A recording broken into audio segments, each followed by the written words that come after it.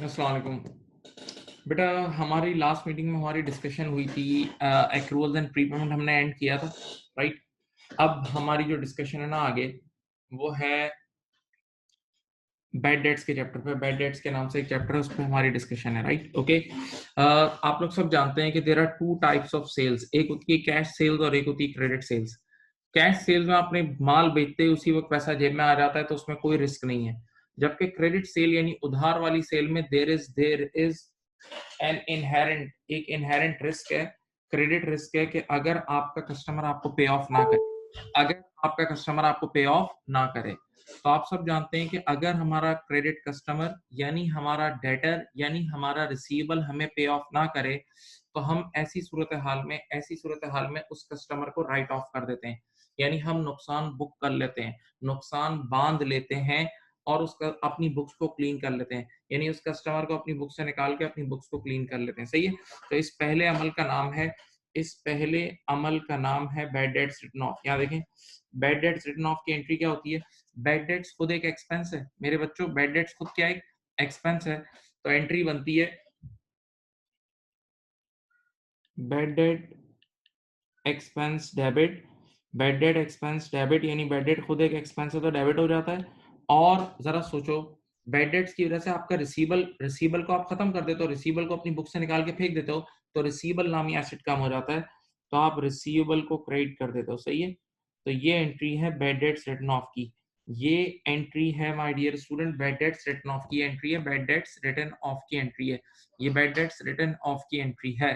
Okay, तो bad debts written off की entry क्या है। बैड डेट एक्सपेंस खुद डेबिट होता है और रिसीवेबल क्रेडिट हो जाता है। बैड डेट एक्सपेंस खुद डेबिट होता है और रिसीवेबल क्रेडिट हो जाता है, रिसीवेबल क्रेडिट हो जाता है। ओके, पक्का। ये बेसिक लेवल पे भी आपने कहीं ना कहीं लाइफ में एंट्री पढ़ी होगी रिटन ऑफ की। अच्छा, एक और बात याद रखना कि रिटन ऑफ को हम एक और वर्ड यूज करते हैं, यकीन। मैं ये बता रहा हूँ, सुने। यानी जब हमें ये बात का यकीन हो जाता है, सर्टेनिटी हो जाती है कि हमारा रिसीवेबल और हमारा डेटर हमें पे ऑफ नहीं करेगा, तो हम उसको राइट ऑफ कर देते हैं। जब हमें इस बात का यकीन हो जाता है कि हमारा रिसीवेबल हमें पे ऑफ नहीं करेगा, तो हम अपने रिसीवेबल को राइट ऑफ कर देते हैं, हम अपने रिसीवेबल को राइट ऑफ कर देते हैं। ओके, नाउ उसके बाद सेकंड केस है आपके पास रिकवरी। सेकंड केस का नाम है recovery. Recovery, what is recovery बेटा। रिकवरी का मतलब आपने एक बार एक बंदे को राइट ऑफ कर दिया, ऑलरेडी राइट ऑफ कर दिया, अब बाद में वो पैसे लेकर आ गया, अब बाद में वो तौबा ताइब हुआ और उसने आपके पैसे आपको वापस कर दिए। सही है। तो इसको बोलते हैं बैड डेट रिकवर्ड। तो एक चीज का खास ख्याल रखना, रिकवरी के केसेस तब अप्लाई होते हैं जब ऑलरेडी राइट ऑफ कर लिया हो। रिकवरी के केसेस तब अप्लाई होंगे जब एक बंदे को राइट ऑफ कर लिया और फिर वो पैसे लेकर आ रहा हो, ये ध्यान में रखना। सही है। अब पहला केस क्या है, इधर देखो, if recovered in the same accounting period. यानी क्या मतलब, देखो ये एक अकाउंटिंग पीरियड है, आपने लेटर से फेब में एक बंदे को राइट ऑफ किया, फेब में आपने एक बंदे को राइट ऑफ किया और उसने आपको नवंबर में पैसे वापस ला के दे दिए, यानी सेम अकाउंटिंग पीरियड में ही वापस आ गया, सेम अकाउंटिंग पीरियड में ही वापस आ गया। तो अब यूं सोचो, आपने फरवरी में राइट ऑफ किया लेकिन नवंबर में वापस आ गया, इसका मतलब हकीकत में राइट ऑफ तो हुआ ही नहीं, हकीकत में तो आपका नुकसान हुआ ही नहीं। तो अब आप क्या करोगे, अब आपने जो भी बैड डेट की एंट्री बनाई थी ना, आपने जब उसको फरवरी में राइट ऑफ किया होगा, प्लीज आराम से सुने, जब आपने उसे फरवरी में राइट ऑफ किया होगा तो आपने एंट्री बना दी होगी बैड डेट एक्सपेंस डेबिट और रिसीवेबल क्रेडिट। तो अब यहां देखें, वो एंट्री गलत बनी थी, समझ लो गलत बनी थी, क्योंकि सामने वाले ने तो पैसे दे दिया क्या। तो अब आप सबसे पहले इसी उस लास्ट एंट्री को उल्टा कर देना।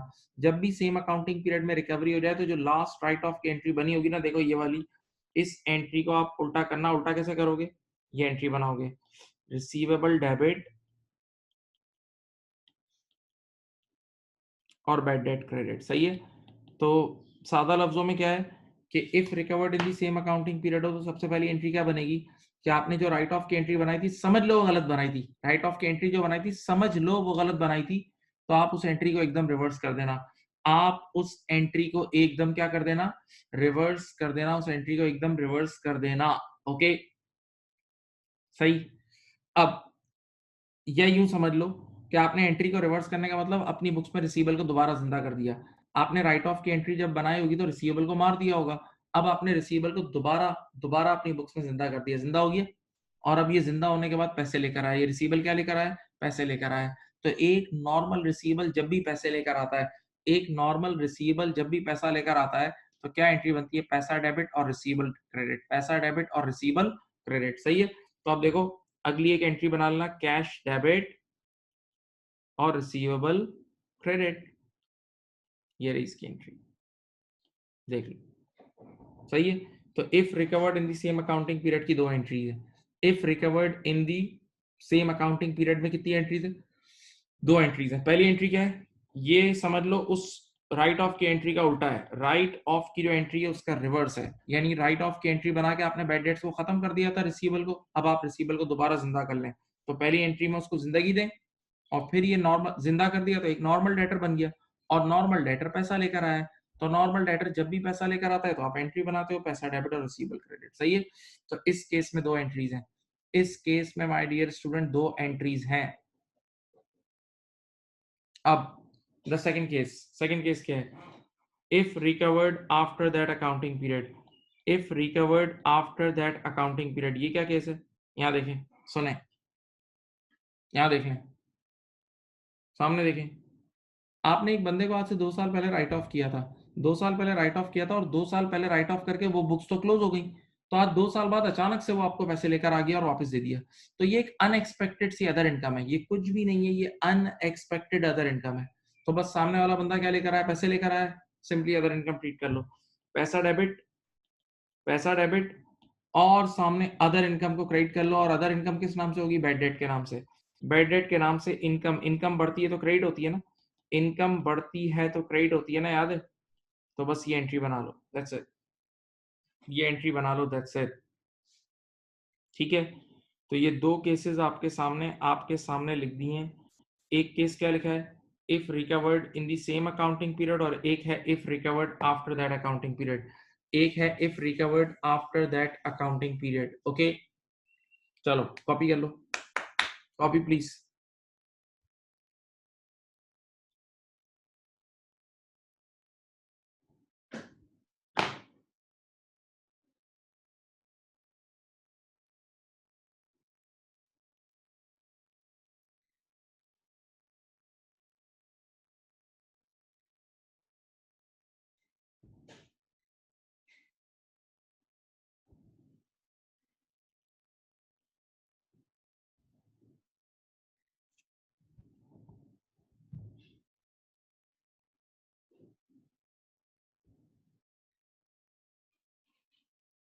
कॉपी कर ले बेटा।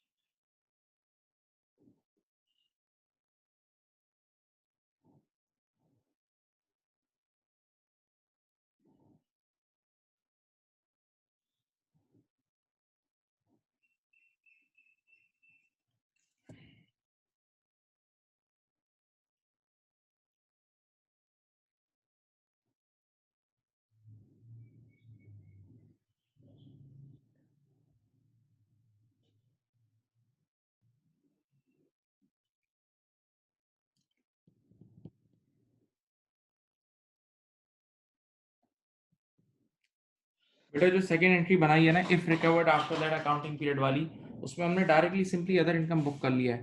तो अदर इनकम कैसे बुक करते हैं? अदर इनकम कैसे बुक करते हैं? क्या पैसे आए, सामने वाला पैसे लेकर आया, पैसा डेबिट और अदर इनकम क्रेडिट। तो अदर इनकम का नाम मैंने लिख दिया बैड डेट, या कुछ लोग इसका नाम यूं भी लिख देते हैं, चलो ये लिख देते हैं। कुछ लोग इसका नाम बैड डेट रिकवर्ड भी लिख देते हैं, वो लिख दो, ये भी ठीक है। वैसे बैड डेट का नाम काफी है।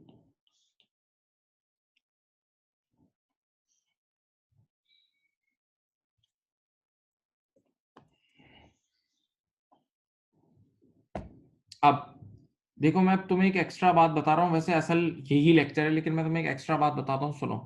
असल एंट्रीज ये वाली है, देखो ये वाली एंट्री नजर आ रही है, असल एंट्री ये सेकंड केस है। यानी बैड डेट रिकवर्ड हकीकत में एक इनकम होती है, एक बेनिफिट ही है ना भाई, एक बंदा भाग रहा था आ गया वापस, तो ये एक फायदा ही है ना। तो असल एंट्री ये सेकंड वाली है, ठीक है। अब मैं तुम्हें बताऊं दोनों केसेस की एंट्री यही बनती है, सामने देखें। ये जो सेकंड केस है, second case, sorry case one, जिसमें if recovered in the same accounting period हो रहा था, केस वन जिसमें if recovered in the same accounting period हो रहा था, इधर देखो, उसमें एक बार तुमने रिसीवेबल को डेबिट किया था और एक बार रिसीवेबल को क्रेडिट किया था, एक बार रिसीवेबल को डेबिट किया था और एक बार रिसीवेबल को क्रेडिट किया था। जरा सोचो, अगर ये रिसीवेबल डेबिट और रिसीवेबल क्रेडिट ये दोनों कट जाए, ये रिसीवेबल डेबिट और रिसीवेबल क्रेडिट कट जाए, तो ऑटोमेटिकली ये देखो, ऑटोमेटिकली जो एंट्री बचेगी वो यही बचेगी ना, कैश डेबिट और बैड डेट क्रेडिट। ये देखो भाई, जो केस नंबर वन था उसमें मैंने दो एंट्रीज बनाई हैं, उसमें पहली एंट्री में रिसीवेबल डेबिट हो रहा है, दूसरी एंट्री में रिसीवेबल क्रेडिट हो रहा है। तो रिसीवेबल डेबिट और रिसीवेबल क्रेडिट आपस में एक दूसरे को कैंसिल ही करेंगे ना, एक बार रिसीवेबल डेबिट हो रहा है, एक बार क्रेडिट हो रहा है, तो अल्टीमेटली बीच में, अल्टीमेटली देखो ना, बीच में यही एंट्री बची ना, cash debit bad debt recovered credit, cash debit bad debt credit, और यही तो नीचे वाले केस में भी एंट्रीज है, यही नीचे वाले केस में एंट्री है। तो असल एंट्री यही है रिकवरी की, कैश डेबिट और बैड डेट क्रेडिट, सही है। लेकिन फिर भी मैंने केस नंबर वन हम लोग जरा डिटेल में बता देते हैं कि पहले ये हुआ फिर ये हुआ, अल्टीमेटली नेट इफेक्ट यही होता है, अल्टीमेटली नेट इफेक्ट यही होता है, कैश डेबिट और बैड डेट क्रेडिट। देख लो भाई,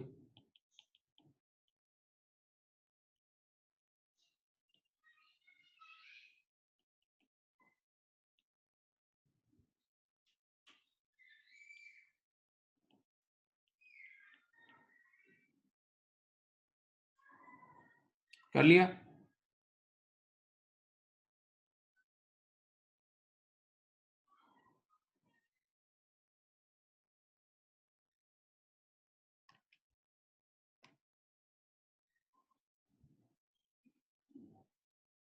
चलो बेटा, अब यहां से हम समझ लो इस चैप्टर का असल असल आगाज कर रहे हैं, इस चैप्टर की असल आगाज कर रहे हैं, इस चैप्टर की असल आगाज कर रहे हैं।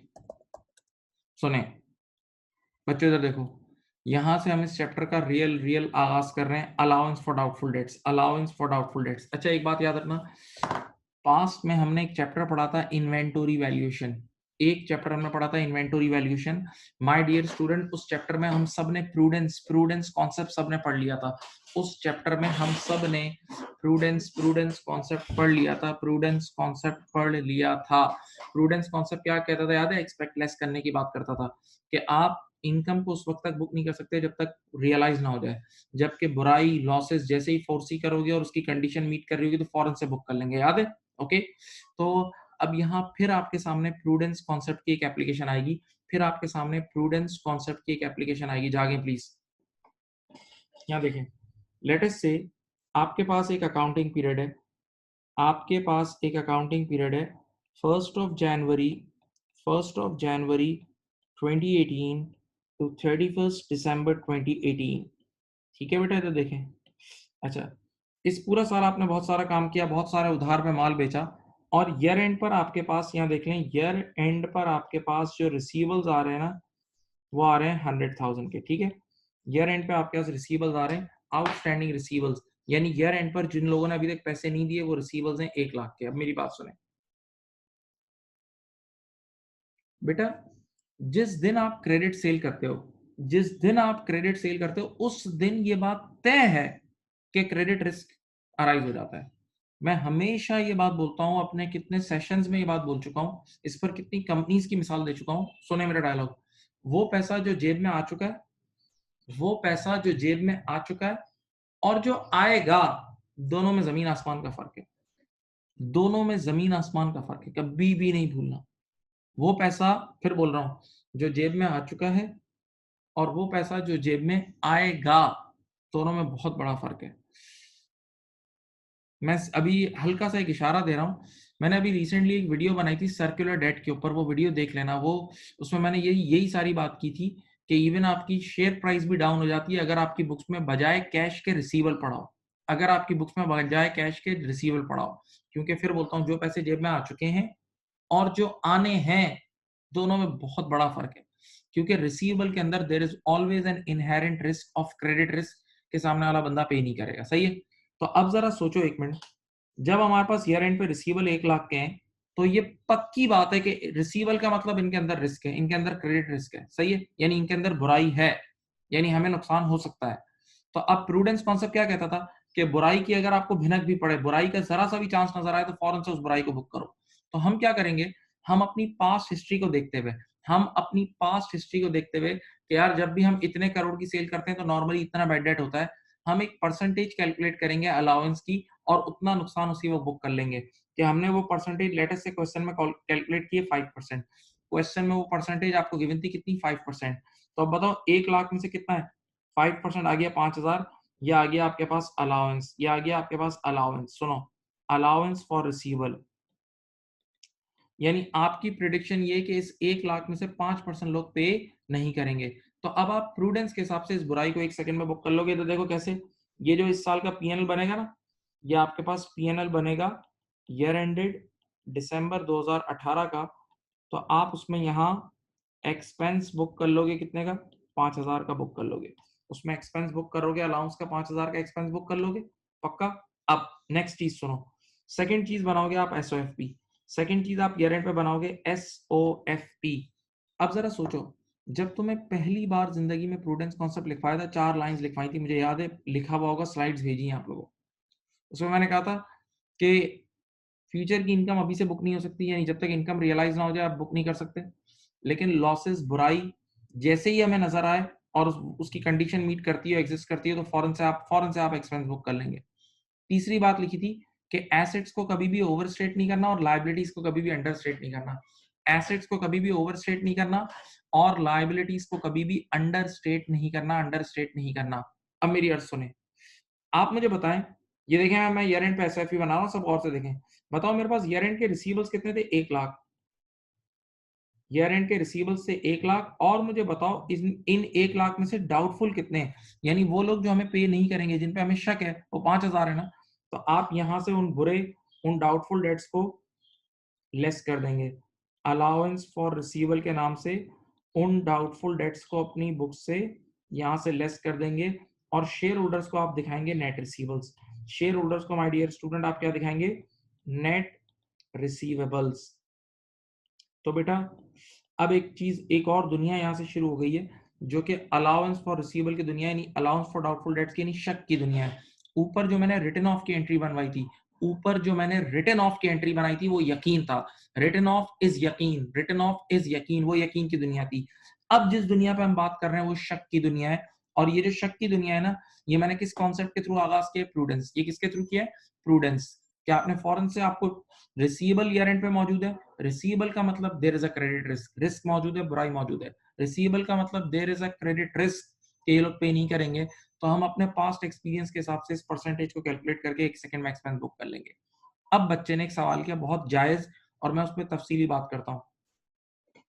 बच्चे ने कहा उस्ताद ये बताएं, ये 5% तुमने कैसे निकाला, ये 5% तुमने कैसे निकाला, ये यानी या सादा लफ्जों में ये 5%, ये 5% कैसे कैलकुलेट होता है रियल लाइफ में। आपके एग्जामिनेशन में तो ये परसेंटेज गिवन होती है, आपके एग्जामिनेशन में माय डियर स्टूडेंट ये परसेंटेज गिवन होती है, लेकिन रियल लाइफ में ये 5% कैसे कैलकुलेट होता है, ये 5% कैसे कैलकुलेट होता है, ये इसके कुछ पॉइंट्स है, देखें। Factors to consider, number 1 past history. देखें, ब्रांड्स का कई सालों का तजर्बा होता है और ये एक्सपीरियंस से पता लग जाता है, आपके स्टैटिस्टिक्स मौजूद होते हैं कि भाई हमने इतने करोड़ रुपए की सेल की थी तो इतना बैड डेट हुआ, फिर इतने की सेल की तो इतना बैड डेट हुआ, फिर इतने की सेल की तो इतना बैड डेट हुआ। तो उससे पास्ट एक हिस्ट्री से एक एवरेज निकल आता है, तो उस एवरेज से भी काम हो जाता है, सही है, okay. Number 2 quality of debtor. भाई अगर मेरे रिसीवेबल्स की लिस्ट में अमीर तरीन लोग हैं जिनको मैंने सेल की है, या बड़ी बड़ी लिमिटेड कंपनीज हैं, या ऐसी कंपनीज हैं जिनकी अपनी 50-50 साल की हिस्ट्री है, तो अब यार एक बड़ी कंपनी, मल्टीनेशनल कंपनी मेरे कुछ 1-2 लाख, 10 लाख, 15 लाख के लिए अपनी गुडविल थोड़ी खराब करेगी कि वो पैसे खा जाएगी। तो उस पर हमें इतना शक नहीं होगा। लेकिन हमारी रिसीवेबल की लिस्ट में अजीब व गरीब इंडिविजुअल्स हैं, बड़े शक मशकूक किस्म के, गफूर भाई, ये भाई, वो भाई। तो हिस्ट्री कहती है ये भाई लोग ही पैसा खाते हैं, ये इंडिविजुअल्स ही पैसा खाते हैं, राइट। या हमारे रिसीवेबल की लिस्ट में ऐसे लोग हैं कि जो किसी क्रेडिट क्रंच में मुब्तला है। जैसे अभी रिसेंट, ये जो अभी आपके सामने जो कोरोना वायरस वगैरह जो सेटअप है, उसमें क्या है, उसमें कितने लोगों की पावर खत्म हो गई है, कितने लोगों की जो जिनका पहला पैसे देने की पावर थी, अब वो एकदम पावर गिर गई है। तो अब हम ऑटोमेटिकली हम अपना शक बढ़ाएंगे, अब हम अपना शक बढ़ा देंगे। डेफिनेटली, क्योंकि अब तो जेन्युइन आदमी भी, शरीफ आदमी भी नहीं दे पाएगा आपको पैसे, उसके पास खुद ही नहीं होंगे। सोचो। देन तीसरी चीज है aged data analysis. Aged data analysis यहाँ देख लें नीचे, इसमें ये होता है कि कौन सा डेटा कितने दिन से ड्यू है। यहाँ देखें, यहाँ देखें 0 to 30 डेज में मैं लिख रहा हूँ लेटेस्ट से 5 लाख, यहाँ लिख रहा हूँ 100,000 और यहाँ लिख रहा हूँ 30,000। सही है। अब बेटा 0 to 30 डेज का मतलब क्या है? 0 to 30 डेज का मतलब क्या है? इस लिस्ट में 0 to 30 डेज वाली लिस्ट में वो डेटर्स हैं जिनको अभी ड्यू हुए हुए, जिनको ड्यू हुए हुए 30 दिन से कम हुए हैं, 30 दिन से कम हुए हैं। इनमें से कुछ लोग हैं जिनको सिर्फ अभी 10 दिन हुए हैं, किसी को 15 दिन हुए हैं, तो बहुत कम टाइम हुआ है, तो हमें इनसे इतना डर नहीं लग रहा होगा। ये फर्स्ट कैटेगरी से, ये पहली कैटेगरी से हमें इतना डर नहीं लग रहा होगा, तो हो सकता है हम फर्स्ट कैटेगरी में सिर्फ 1% शक करें, फर्स्ट कैटेगरी में सिर्फ 1% शक करें। लेकिन second category 31 to 60 days, second category 31 to 60 days, इनमें वो लोग हैं जो दे ही नहीं रहे पैसे, खींच खींच के 30 दिन से भी ऊपर ले गए, किसी को 40 दिन हो गए, किसी को 50 दिन हो गए, किसी को 55 डेज हो गए, तो अब इससे डर लगना शुरू होगा। तो अब हम इन सेकंड वाली कैटेगरी पे ज्यादा शक करेंगे, सेकंड वाली कैटेगरी पे ज्यादा शक करेंगे, ठीक है। और थर्ड वाली कैटेगरी, अल्लाह बचाए ऐसे लोगों से, 61 डेज एंड अबव, यानी 2 महीने से भी ज्यादा हो चुके हैं। इनमें से कुछ लोग हैं जिन्होंने 5 महीने से नहीं दिए, किसी ने 10 महीने, किसी ने 15 महीने। तो यार इस थर्ड कैटेगरी से तो दिल टूट गया होगा, बल्कि हमने बोल दिया होगा कि यार इनसे पैसे निकलवा दो, आधे ले लो, इनसे कोई भी हमें पैसे निकलवा के आधे आधे ले लो। तो बेटा इन पे मुमकिन है हम 50%, 60% भी शक करें, राइट, ओके। तो एजेड डाटा एनालिसिस के थ्रू भी हम चेक करते हैं कि कौन सा बंदा कितने दिन से ड्यू है, कौन सा बंदा कितने दिन से ड्यू है, तो उस हिसाब से भी हम उस पे प्यारे बच्चों फिर शक करते हैं, ओके, राइट। तो ये चीज आप जरा कॉपी कर लें, जो कुछ स्क्रीन पे लिखा हुआ है एक्टिवली कॉपी करो, चलो। क्वालिटी ऑफ डेटर का मतलब ये है कि बेटा आपने जिसको लोन दिया है ना, उसके अपने हालात कैसे हैं, उसके अपने हालात कैसे हैं। तो अगर वो बेचारा खुद तड़प तड़प पड़ा होगा तो आपको कैसे देगा? सोचो। जैसे अभी मैंने करंट सिचुएशन की एग्जांपल दी, तो करंट सिचुएशन में कितने लोग खुद मरने जैसे हो गए, तो अब पैसे निकलवाना बहुत मुश्किल होगा यहाँ।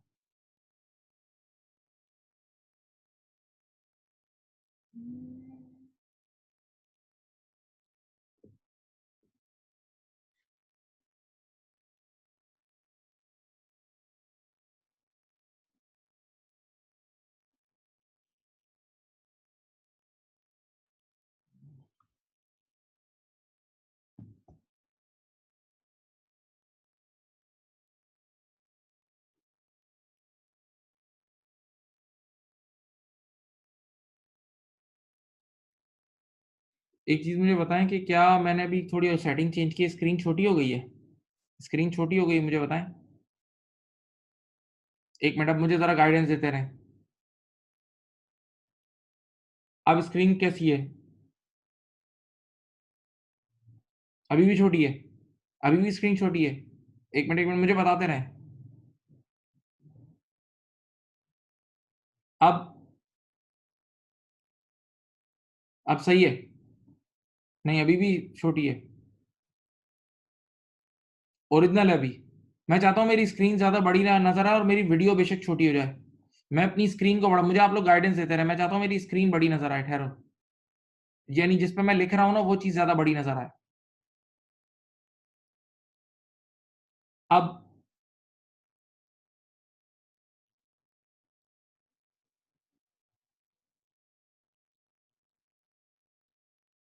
अब बेहतर हो गई? पहले से बेहतर हुई? जिस तरह मैं रोज पढ़ाता था उससे बेहतर हुई अब?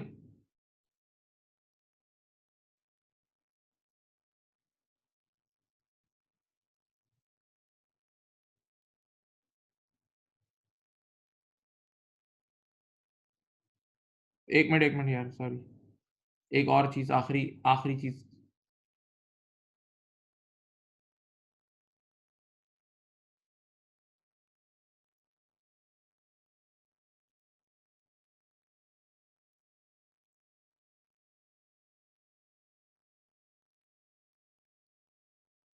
अब और चेंज आया है, बताओ।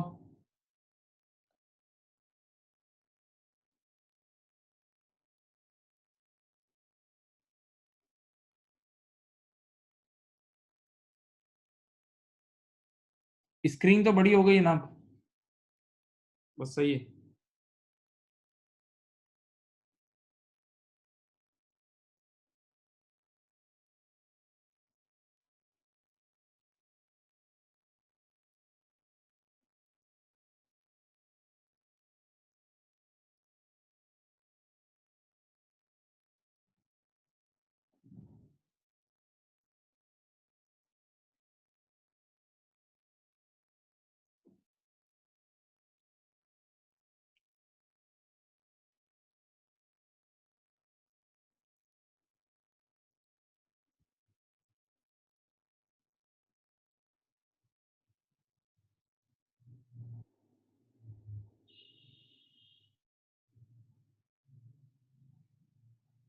बेटा लिख लिया?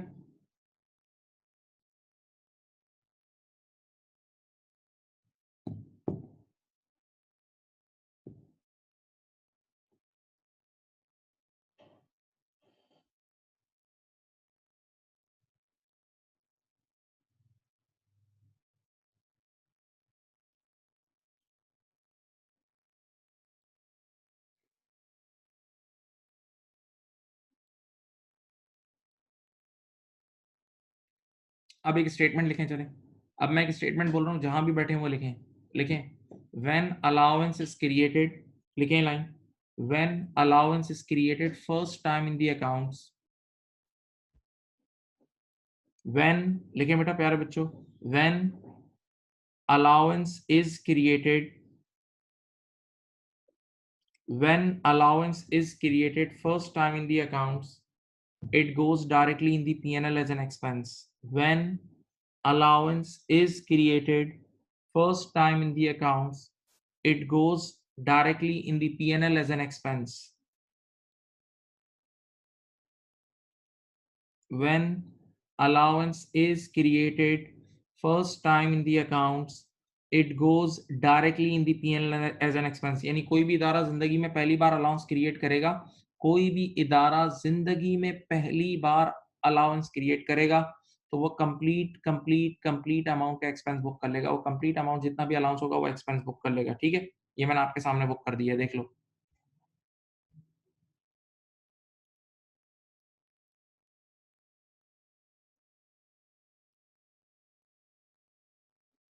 चलो,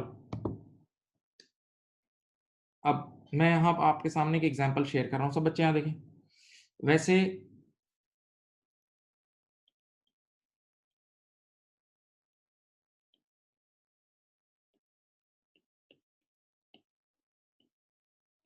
नॉर्मली जो हम लोग अकाउंटिंग पढ़ रहे हैं ना, उसमें हम लोग साल में, मेरी तरफ देखें, हम लोग जो अकाउंटिंग पढ़ रहे हैं वो स्टेटमेंट रिपीट कर दूं, स्टेटमेंट लिख लो। व्हेन अलाउंस, स्टेटमेंट बोल रहा हूँ फिर सुन लें, लिख लें अगर नहीं लिखी किसी ने तो। When allowance is created first time in the accounts, it goes directly in the P&L as an expense. It goes directly in the P&L as an expense, right? अब बेटा देखें, वैसे तो रियल लाइफ में अकाउंटिंग पूरे-पूरे साल के लिए होती है। आप लोग के लेवल पे जो हम लोग अकाउंट्स पढ़ रहे हैं, पूरा अकाउंटिंग पीरियड 1 साल के लिए होती है, सही है? लेकिन कुछ जगहों पे क्वार्टरली बेसिस पे भी अकाउंटिंग होती है, यानी क्वार्टरली बेसिस पे भी इनकम स्टेटमेंट बनती है, कहीं मंथली बेसिस पे भी बनती है। मैं आपके सामने एक ऐसी मिसाल दे रहा हूँ जिसमें हम डेली बेसिस पे इनकम स्टेटमेंट बना रहे हैं, सही है? डेली बेसिस पे इनकम स्टेटमेंट बना रहे हैं। सुनें आप यूँ अज़्यूम कर लें कि हमारा हर डेटर ₹1000 का होता है। हमारा हर डेटर ₹1000 का होता है, सही है? अब ज़रा इधर देखें, तो देखें सामने। मैंने डे 1 के एंड पे, सब बच्चे देखें, डे 1 के एंड पे मेरे पास एक डेटर था। डे 1 के एंड पे मेरे पास एक डेटर था और वो ₹1000 मुझे देने का था। डे 1 के एंड पे मेरे पास एक डेटर था, ₹1000 देने का था और उस पे मुझे शक हुआ।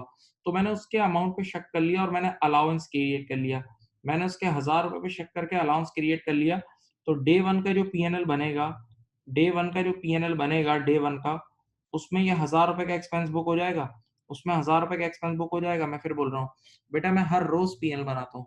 जिस तरह ऑर्गेनाइजेशन साल में एक बार बनाती है, कुछ महीने में एक बार बनाती है, हम लोग हर रोज पीएनएल बनाते हैं, सही है? हर दिन का अपना पीएनएल बनाते हैं। तो डे 1 के एंड पर एक रिसीवेबल था ₹1000 का और मुझे उसपे शक हुआ, तो मैंने उसके अलाउंस क्रिएट कर लिया और एक्सपेंस बुक कर लिया। अब ज़रा सुनो, डे 2 के एंड पर मेरे पास 3 रिसीवेबल्स हैं। देखें, सुनें, यहाँ देखें, 1, 2 और 3, ये 3 रिसीवेबल हो गए। डे 2 के एंड पे पहले वाला बंदा तो है, 2 और आ गए। पहले वाला बंदा भी है और 2 बंदे और आ गए, सही है। अब जरा सुने आए तो देखें, ये 3 लोग हो गए, ये 3 लोग मेरे सामने हो गए, 3 लोग मेरे सामने हो गए, ठीक है। तीनों मुझे हजार रुपए देने के, तीनों मुझे हजार रुपए देने के। अब आप मुझे बताएं, डे डे 2 के एंड पर मुझे इन तीनों पे शक करना है, तीनों तीनों मशकूक हैं। तो डे 2 के एंड पे जब मैं शक करूंगा तो टोटल अलाउंस तो 3000 आ जाएगा। डे 2 के एंड पे जब मैं शक करूंगा तो टोटल अलाउंस तो 3000 आ जाएगा। लेकिन जरा एक बात सुने, जब मैं डे 2 का पीएनएल बनाऊंगा, जब मैं डे 2 का पीएनएल बनाऊंगा, आप मुझे बताएं उसमें मैं कितना एक्सपेंस बुक करूंगा। डे 2 के प्रॉफिट एंड लॉस अकाउंट में मैं कितना एक्सपेंस बुक करूंगा, सोच के बताओ। डे 2 के पीएनएल में मैं कितना एक्सपेंस बुक करूंगा, ये बताओ सोच के। मैं उसमें बुक करूंगा 2000 का एक्सपेंस, मैं 2000 का एक्सपेंस बुक करूंगा। क्यों बेटा, डे 2 के एंड पे मैं मानता हूं टोटल 3 लोगों पे शक कर रहा हूं, लेकिन उस 3 में से एक पर तो मैं ऑलरेडी शक कर चुका हूं ना। उस 3000 में से मैं ऑलरेडी, उस 3000 में से ऑलरेडी लास्ट डे 1000 तो बुक कर चुका हूं ना। तो आप बताओ, जितने से इंक्रीज हो रहा होगा ना, जितने से इंक्रीज हो रहा होगा बस मैं वो बुक करूंगा, वरना डबल काउंटिंग हो जाएगी। मैं फिर बोल रहा हूँ, डे 1 में मैंने 1000 रुपए का एक्सपेंस बुक कर लिया, एक ही डेटर था। डे 2 के एंड पे वो जो पहला बंदा था वो भी था और 2 और आ गए। पहला बंदा था वो भी था और 2 और आ गए। तो डे 2 के एंड पे 3 रिसीवेबल्स हो गए। डे 2 के एंड पे कितने हो गए बेटा? 3 लोग हो गए। तो अब मैं जब डे 2 के एंड पे 3 लोगों पे शक कर रहा हूँ तो मेरा टोटल शक तो 3 है। मेरा टोटल शक तो 3000 है। लेकिन बताओ डे 2 की इनकम स्टेटमेंट में कितना जाएगा? जो चेंज है। तो आप बताओ, डे 2 के यहाँ स्टार्टिंग में 1000 रुपए का अलाउंस था और यहाँ 3000 है। तो बस जितना से इंक्रीज हो रहा है ना, जितने से इंक्रीज हो रहा है वो जाएगा, जितने से इंक्रीज हो रहा है वो जाएगा। ओके। तो अब बेटा, मैंने अभी आपको एक स्टेटमेंट लिखवाई थी, उस स्टेटमेंट को पूरा कर लो। एक स्टेटमेंट लिखवाई थी, उसको पूरा करो। लिखो, क्या लिखवाया था? व्हेन, सुकून से लिखना, व्हेन अलाउंस इज क्रिएटेड, क्या लिखवाया था? When allowance is created first time in the accounts, it goes directly in the P&L as an expense. When allowance is created first time in the accounts, it goes directly in the P&L as an expense. अब आगे लिखें, इसी के आगे लिखें, for future periods, इसके आगे full stop डाल के लिखें, for future periods, for future periods, increase in allowance will be treated as an expense. लिखें ये line, for future periods, increase in allowance will be treated as an expense and decrease as an income. ये लिखें, क्या line लिखेंगे? for future periods, for future periods, increase in allowance, for future periods, increase in allowance will be treated as an expense and decrease as an income, and decrease as an income. यानी अगर increase in allowance होगा तो वो expense होगा और decrease in allowance होगा तो वो इनकम होगी। ऐसा क्यों? एक मिनट सुने यार, एक बंदे पे मैंने पहले साल शक किया तो एक्सपेंस बुक कर लिया, लेकिन अगले साल उसने ईमानदारी से पेमेंट कर दी। तो इसका मतलब वो जो मैंने उसका अलाउंस क्रिएट किया था वो गलत किया था ना। तो अब मैं उसको रिवर्स कर दूंगा, अब वो अलाउंस खुद ब खुद खत्म हो जाएगा। तो डिक्रीज होते ही वो इनकम आ जाएगी, डिक्रीज होते ही वो इनकम आ जाएगी। सही। तो 3 स्टेटमेंट्स पे काम करना है। जिंदगी में पहली बार कोई भी इदारा अलाउंस बनाएगा पूरा एक्सपेंस। आने वाले वक्तों में, यानी जो फ्यूचर पीरियड्स हैं, अगर अलाउंस इंक्रीज हो रहा है तो एक्सपेंस है, और अगर अलाउंस डिक्रीज हो रहा है तो वो इनकम है। सही है। ये स्केच जो मैंने बनाया, ये कॉपी करने की नीड नहीं है, ऐसे ये इंसान बनाए में समझाने के लिए बताया था। ठीक है। अब मैं क्या करूंगा, मैं छोटे छोटे सवाल आपके सामने लिखता हूँ और आहिस्ता आहिस्ता आहिस्ता आहिस्ता सुकून सुकून से मैं उसमें इन्वॉल्व कर दूंगा। ठीक है, राइट? पक्का?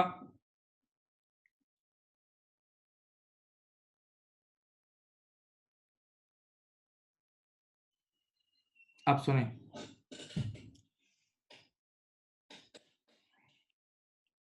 आप लोग साथ साथ क्वेश्चन कॉपी करते जाएं और छोटे छोटे सवाल हैं, लेकिन थोड़ी थोड़ी देर में आप सीख जाएंगे, थोड़ी थोड़े 2-3 सवाल बाद आप सीख जाएंगे, राइट?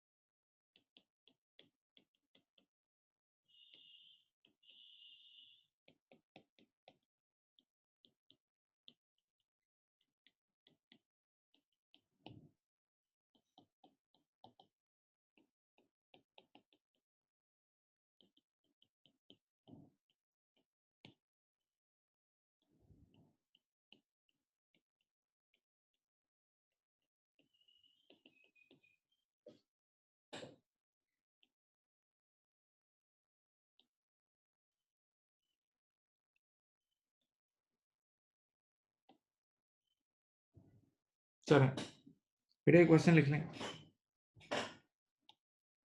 क्वेश्चन लिख लें प्लीज।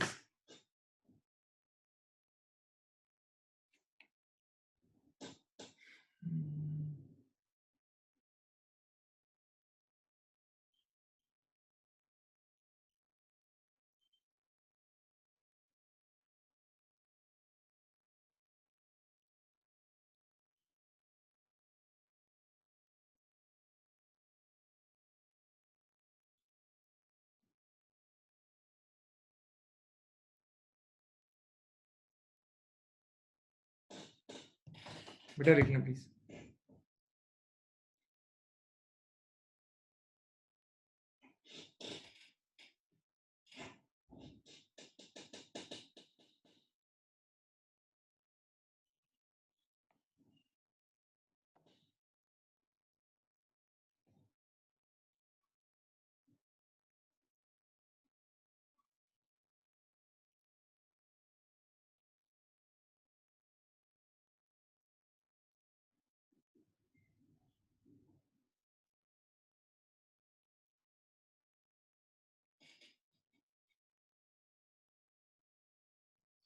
चलो देखिए, आप सुनो, एक आराम से सुनो। अच्छा देखो, अभी मैं राइट नाउ जो आपको पढ़ा रहा हूँ, अभी सिर्फ मैं आपकी आदत डाल रहा हूँ, बेसिक से लेकर चल रहा हूँ। मैं डबल एंट्री पे भी नहीं जा रहा, डबल एंट्री पे भी नहीं जा रहा, वो आप राइट टाइम पे बताऊंगा। सुनो, मैंने यहाँ लिखा, बताओ मेरे पास ईयर एंड के डेटर्स कितने हैं। डेटर्स मेरे ईयर एंड के हैं 5 लाख के, सब यहाँ देखें। और बेटा कंपनी मेक्स 10%, हम लोग कितना शक करते हैं, ईयर एंड पे 10% का शक करते हैं। तो मैंने यहाँ लिखा 10%। तो जैसे ही 10% लिखा ना, तो ये आ गया 50,000। और इसको कहते हैं दिस ईयर अलाउंस, यानी ईयर एंड पर हमें, देखो मैंने ईयर एंड के डेटर्स पे, आराम से सुनना, मैंने ईयर एंड के डेटर्स पे 10% अप्लाई करा, तो ईयर एंड का टोटल अलाउंस आ गया। जब ईयर एंड के डेटर्स पे 10% अप्लाई करा, तो ये आ गया दिस ईयर अलाउंस, इसको बोलते हैं दिस ईयर अलाउंस, यानी हमें ईयर एंड पे टोटल इतने अलाउंस की जरूरत है। अब सिर्फ हमें एक चीज चेक करनी है, देखें, अब हमें एक चीज चेक करनी है कि ये सामने देखें, ये बिजनेस का पहला साल है या ये पुराना बिजनेस चला रहा है। सब यहाँ देखें, ये बिजनेस का पहला साल है या ये पुराना बिजनेस चला रहा है। देखो लिखा हुआ है एग्जिस्टिंग अलाउंस, यानी ऑलरेडी हमने एक अलाउंस क्रिएट किया था लास्ट ईयर, ये पुराना बिजनेस है। एग्जिस्टिंग अलाउंस का मतलब लास्ट ईयर ऑलरेडी हम 30,000 का अलाउंस क्रिएट कर चुके हैं, यानी ईयर के बिगनिंग में ऑलरेडी अलाउंस मौजूद है। ठीक है, तो आप देखें, मैंने आपको अभी लिखवाया था कि फॉर फ्यूचर पीरियड्स, आने वाले सालों में क्या होता है, increase in allowance will be treated as an expense and decrease as an income. Okay, तो आप देखें, दिस ईयर अलाउंस 50,000 है, एग्जिस्टिंग अलाउंस को आप एग्जिस्टिंग अलाउंस भी लिख सकते हो और लास्ट ईयर अलाउंस भी लिख सकते हो। देखो लास्ट ईयर अलाउंस मैंने लिखा कितना, 30,000। अब जरा सोचे, हाँ, लास्ट ईयर 30 था, इस साल 50 हो गया, लास्ट ईयर 30 था, इस साल 50 हो गया, या ओपनिंग 30 था, क्लोजिंग 50 हो गया, कितने से इंक्रीज हो रहा है बेटा, इंक्रीज हो रहा है ना, कितने से, इंक्रीज इन अलाउंस हो रहा है 20,000 का, इंक्रीज इन अलाउंस हो रहा है 20,000 का, पक्का। अब एग्जामिनर की पहली रिक्वायरमेंट, एग्जामिनर की पहली रिक्वायरमेंट क्या है, कह रहा है bad and doubtful debt expense for the year, bad and doubtful debt expense for the year ended 31 दिसंबर 18। यानी जब भी ये रिक्वायरमेंट आएगी ना, तो आप एक पीएनएल का बॉक्स बना लेना, आप एक पीएनएल का बॉक्स बना लेना, पीएनएल का बॉक्स बना लेना, सही है, कि पीएनएल में क्या क्या जाएगा। बेटा इधर देखें, इसका इसके इस रिक्वायरमेंट को पढ़ते हैं, बैड, और दूसरा वर्ड है डाउटफुल डेट। बैड का मतलब यकीन, डाउटफुल का मतलब शक, बैड का मतलब यकीन, डाउटफुल का मतलब शक। बेटा आप इस सवाल को अच्छी तरह देखें, इस सवाल में कहीं कोई रिटन ऑफ का नाम लिखा हुआ है, इस सवाल में कहीं कहीं भी कहीं कोई रिटन ऑफ का नाम लिखा हुआ है, नहीं, कोई रिटन ऑफ का नाम नहीं है, तो इस साल तो रिटन ऑफ तो नहीं है। लेकिन हाँ, डाउटफुल डेट अलाउंस है ना, बताओ अलाउंस आपका इंक्रीज हो रहा है या डिक्रीज, अलाउंस आपका इंक्रीज हो रहा है या डिक्रीज, इंक्रीज हो रहा है ना। तो बेटा देखो, इंक्रीज इन अलाउंस अभी लिखवाया था, वो एक्सपेंस होता है, इंक्रीज इन अलाउंस अभी लिखवाया था मेरे बच्चों, वो आपका एक्सपेंस होता है, 20,000 का एक्सपेंस बुक कर दिया, तो इनकम स्टेटमेंट में 20,000 का एक्सपेंस आ जाएगा। अब एक और चीज उसने मांगी, एसओएफपी एक्सट्रैक्ट एज एट, बताओ ईयर एंड की एसओएफपी बनानी है, ईयर एंड की एसओएफपी बनानी है, एसओएफपी as eight 31 December 2018, एसओएफपी as eight 31 December 2018। हाँ, अब बताओ बेटा, आप लोगों ने बचपन से पढ़ा हुआ है कि income statement for the year बनती है और एसओएफपी हमेशा एज एट बनती है। कान खोलो और ये बात फिर सुनो, इनकम स्टेटमेंट हमेशा फॉर द ईयर बनती है, जबकि एसओएफपी हमेशा एज एट बनती है। तो उसमें क्लोजिंग डाटा जाता है, उसमें क्लोजिंग डाटा जाता है। अब मुझे बताओ ईयर एंड के डेटर्स कितने हैं? ईयर एंड के डेटर्स कितने हैं? यहाँ देखें, आपके ईयर एंड के टोटल डेटर्स 5 लाख हैं। और बताओ इस 5 लाख पे टोटल कितने शक की जरूरत है? टोटल की बात कर रहा हूँ। 5 लाख का 10% होता है 50,000, सही है? तो बैलेंस शीट हमेशा एज एड बनती है और उसमें सारे क्लोजिंग नंबर जाते हैं। तो बताओ उस पर टोटल शक कितना है? लेस इसमें से कर देना अलाउंस फॉर डाउटफुल, कितना है भाई? अलाउंस फॉर डाउटफुल है यहाँ 50,000। तो बताओ आपके पास नेट रिसीवेबल्स कितने आ जाएंगे? आपके पास नेट रिसीवेबल्स आ जाएंगे 4,50,000। आपके पास नेट रिसीवेबल्स आ जाएंगे 4,50,000, सही है? तो बेटा देखें, ये फर्स्ट क्वेश्चन मैंने आपके सामने सॉल्व कर दिया है। अब आपने इसी तरतीब से आहिस्ता आहिस्ता करके क्वेश्चन सॉल्व करने हैं। इसी तरतीब से आपने स्लोली ग्रेजुअली क्वेश्चन सॉल्व करने हैं। इसी तरतीब से आपने क्वेश्चन सॉल्व करने हैं।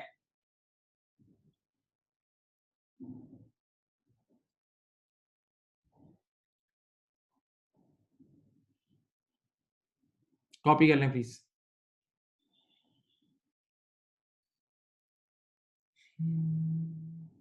कॉपी कर लें बेटा प्लीज।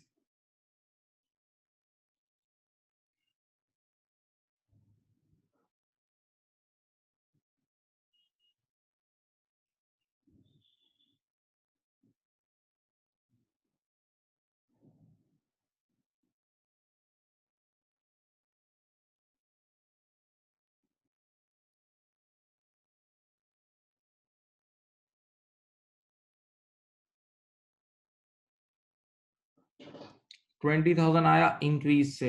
एग्जिस्टिंग 30 था, ऑलरेडी 30 था, और अब इस साल 50 की जरूरत है। तो 30 और 50 का जो फर्क है बेटा वो 20 आया।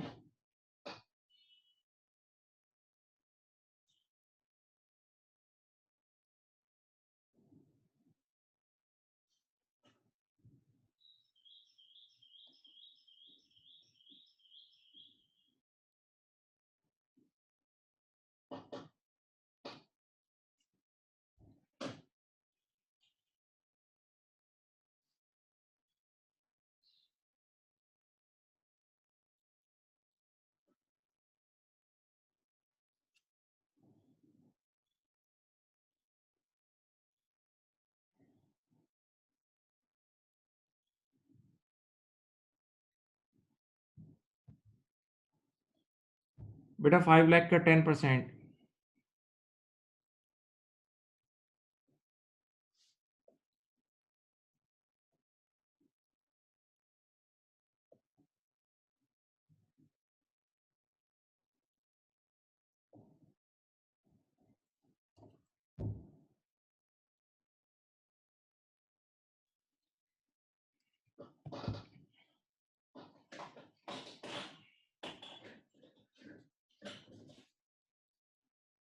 क्वेश्चन कॉपी कर लिया?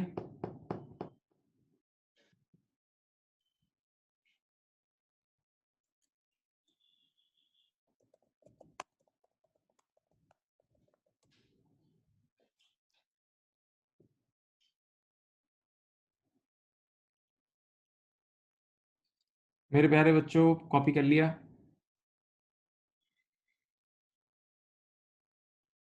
एक बात गौर से सुन लें, ये जो 50,000 का ईयर एंड का अलाउंस है ना, उसमें से लास्ट ईयर के 30,000 शामिल है।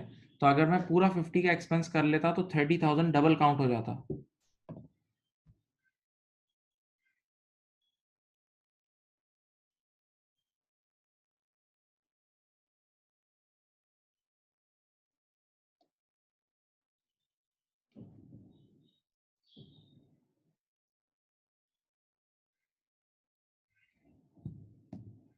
बेटा लिख लिया बच्चों?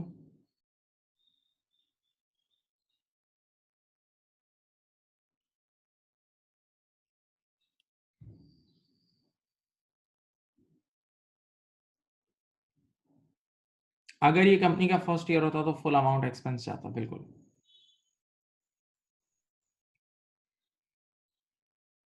लिख लिया? बोलो।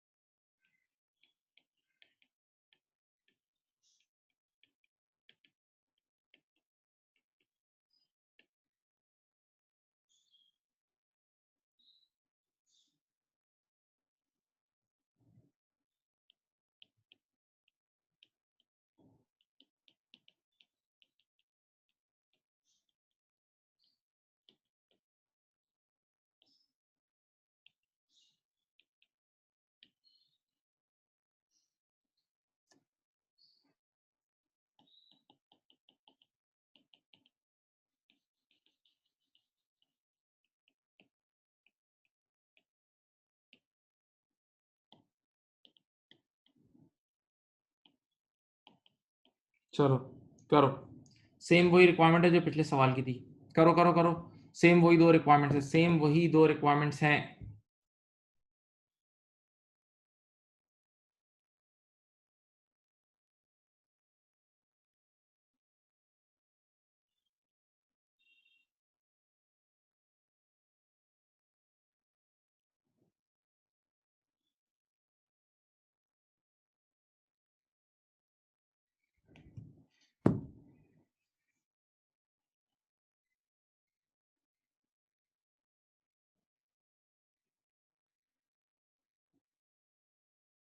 बेटा करके दें प्लीज।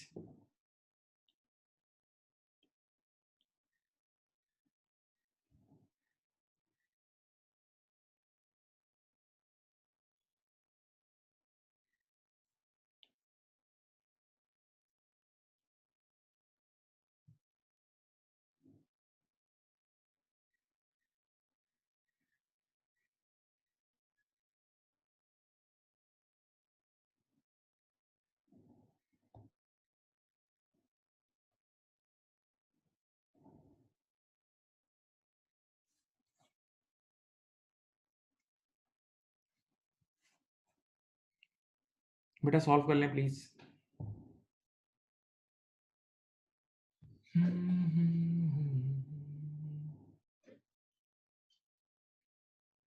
कैसे करोगे?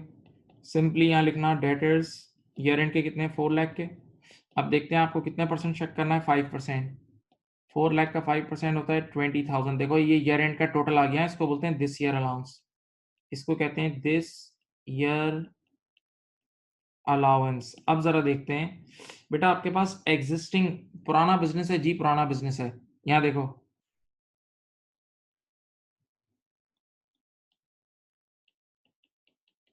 एग्जिस्टिंग अलाउंस देख लें बेटा,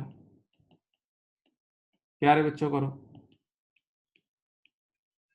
अब आप खुद सोचें, आपके पास ऑलरेडी 28,000 का आपने अलाउंस बना लिया था, इस बार ये 20 हो गया है, तो 28 से 20 हो गया। देखो लास्ट ईयर का 28 है, लास्ट ईयर का 28 है, इस साल 20 है, लास्ट ईयर 28, देखो इस बार डिक्रीज हो रहा है, इस बार अलाउंस क्या हो रहा है, डिक्रीज इन अलाउंस हो रहा है, याद है? अब मुझे बताओ, डिक्रीज इन अलाउंस मैंने अभी बताया था कि वो इनकम होती है, सही? डिक्रीज इन अलाउंस इनकम होती है, राइट? अब वो आपसे बोल रहा है भाई पीएनएल में क्या क्या जाएगा, तो भाई सीधी बात है, अभी तक पहला सवाल और दूसरे सवाल दोनों में मैंने राइट ऑफ तो दिया ही नहीं है, दोनों में मैंने राइट ऑफ तो दिया ही नहीं है, तो उसको तो छोड़ दो।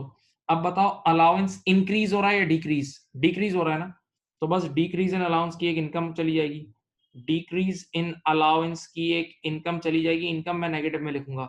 देखो बेटा मैंने अपनी तरफ से जो मैं जिस तरह मैं करा रहा हूँ उसमें मैंने एक्सपेंस का लिबास, एक्सपेंस का यूनिफॉर्म पॉजिटिव रखा है, और इनकम का यूनिफॉर्म मैंने क्या रखा है, नेगेटिव रखा है। इनकम का यूनिफॉर्म मैंने नेगेटिव रखा है, ओके राइट। अब मेरी अर्ज सुने तो देखें, सामने देखें। अब मैं यहाँ पे आखिरी चीज बना रहा हूँ एसओएफपी। एसओएफपी हमेशा एज एड बनती है, एसओएफपी ईयर एंड पे बनती है, एज एड 31 दिसंबर 2018। गौर से देख लें, बताओ ईयर एंड के टोटल डेटर्स कितने हैं? ईयर एंड के टोटल डेटर्स 4 लाख है। देखो हम यहाँ देख लें अच्छी तरह, ये चीज जरूरी है समझ लेनी है। ईयर एंड के डेटर्स 4 लाख है, और बताएं इस 4 लाख पे आपने 5% यानी ये शक किया था 20,000 का, सही है ना? तो ईयर एंड का जो क्लोजिंग क्लोजिंग डाउटफुल डेट है वो कितना है, वो है 20,000 का।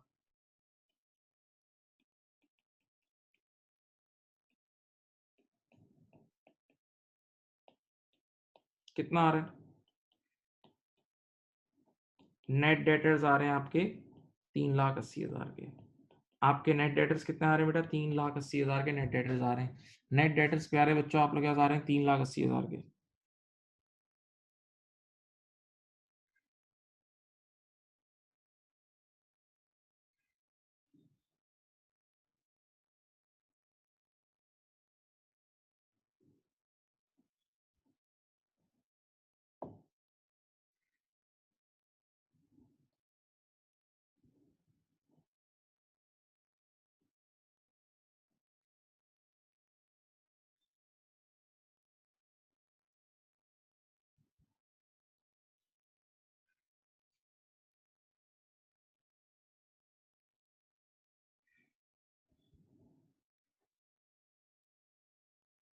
लिख लें बेटा।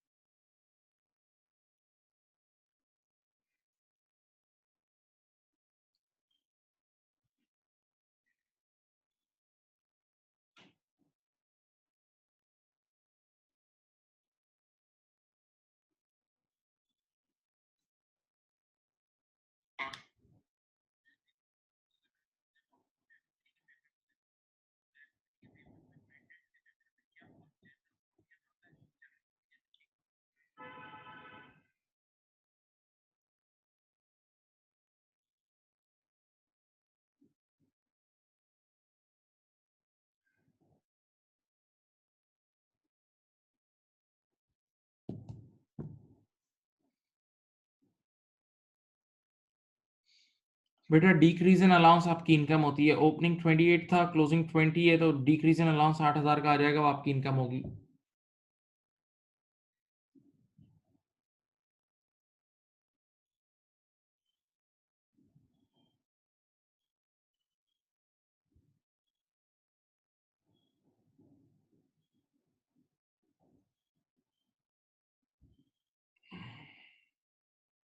कर लिए? बोलो बेटा। डन? प्यारे बच्चों बताओ।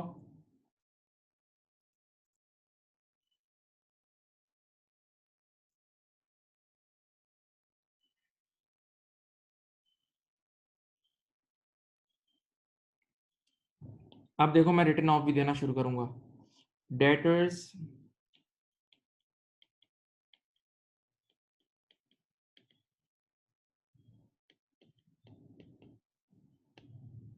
देखें, अंग्रेजी पढ़ें। Bad debts return of during the year 30,000। Company makes 10% allowance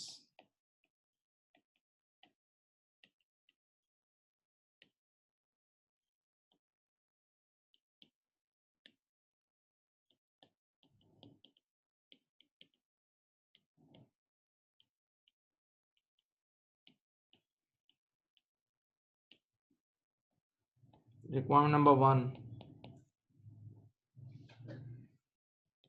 bad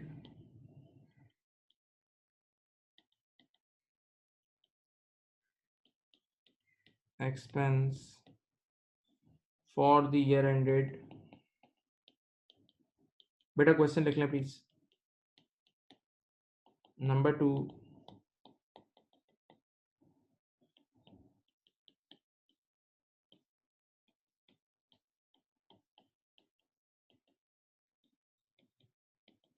चलो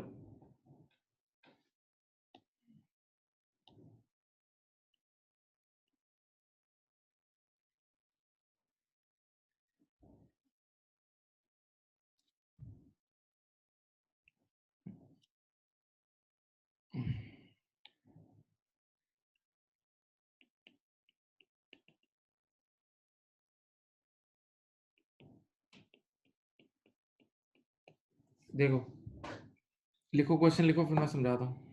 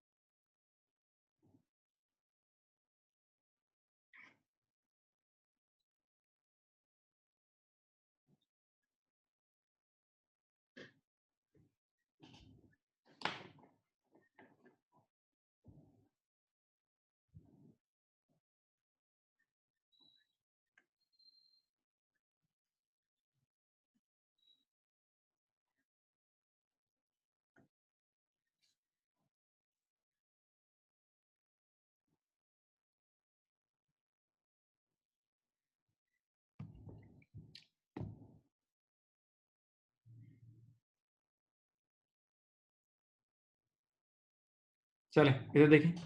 बेटा आपके पास ईयर एंड पे डेटर्स हैं 5,50,000। अब आराम से सुने, इस बार एक नई लाइन लिखी हुई है, देखो ये पढ़ो, बैड डेट्स रिटन ऑफ, अंग्रेजी पढ़ो, written off. Written off means past tense, हो चुके, ड्यूरिंग देयर, राइट ऑफ हो चुके मींस राइट ऑफ की एंट्री बन चुकी, राइट ऑफ हो चुके हैं। तो अब आपने जो ईयर एंड के डेटर्स है ना, इसमें से पहले बैड डेट को लेस नहीं करना, ये नहीं कहना कि पहले मैं बैड डेट को लेस करूंगा, इस ईयर एंड के डेटर्स में से पहले बैड डेट को लेस नहीं करना है। ओके, अब बात सुने तो देखें, सामने देखें। तो अब बताओ, आप ईयर एंड पे कितने परसेंट चेक करेंगे? 10%। तो बताओ 10% आपने अप्लाई करा, तो ये आपके पास सबसे पहली चीज आ गई, दिस ईयर अलाउंस कितना आया बेटा? 55,000 आया। 55,000 का दिस ईयर अलाउंस आ गया।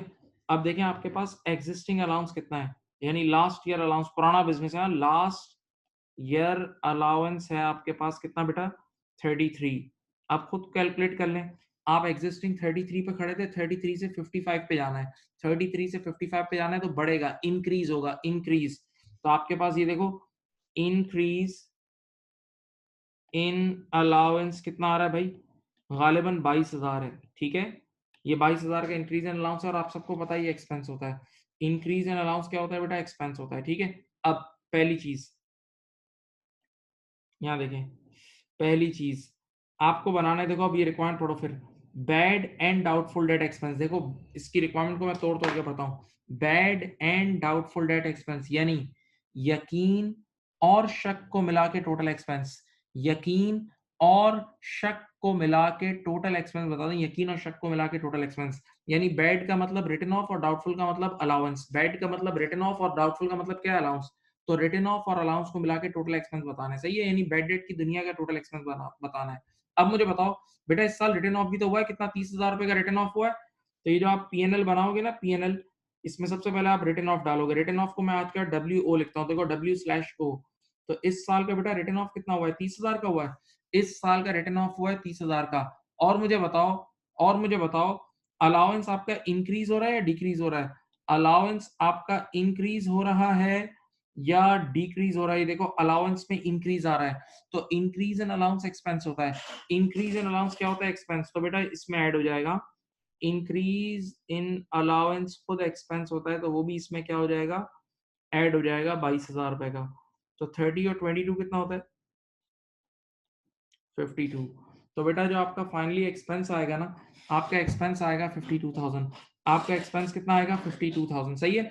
रिटर्न ऑफ और अलाउंस को मिला के जो एक्सपेंस आएगा वो टोटल आपका 52,000 आएगा, वो टोटल आपका 52,000 आएगा। ओके, अच्छा, अब एक चीज बनानी है, एसओएफपी एक्सट्रैक्ट। क्या बनाना है? एसओएफपी। यहाँ देखो एसओएफपी कभी नहीं भूलना, वो हमेशा एज एट बनती है, एज एट 31 दिसंबर 18।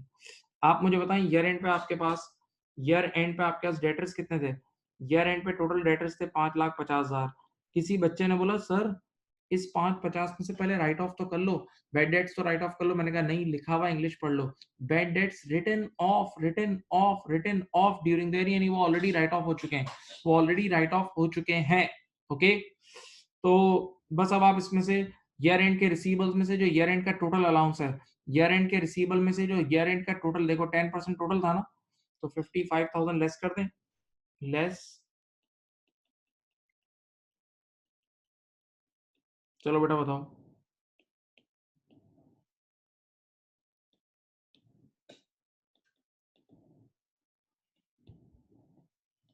ये आ रहा है नेट रिसीवेबल्स, ये आ रहा है आपके पास नेट रिसीवेबल्स, देख लें।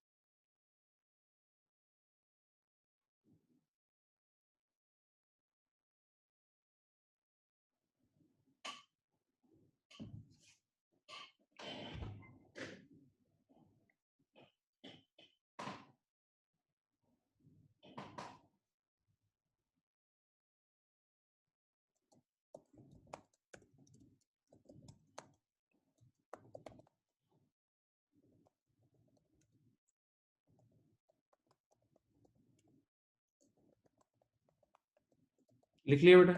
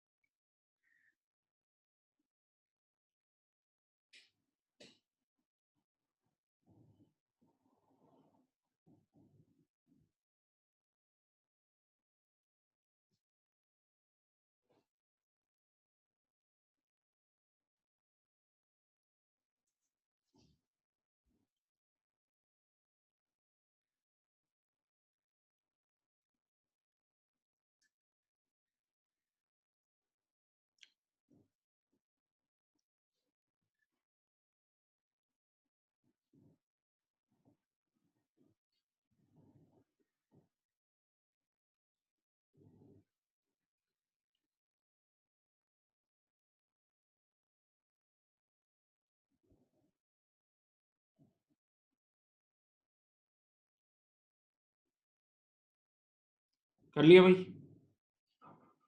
बोलो।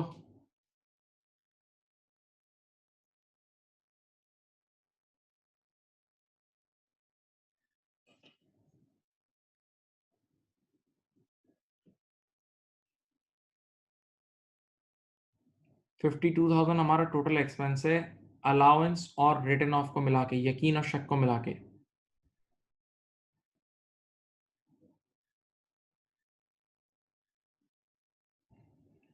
चलो बेटा नेक्स्ट करो, अब आप लोगों ने करना है क्वेश्चन, अब आप लोगों का टाइम शुरू हो रहा है।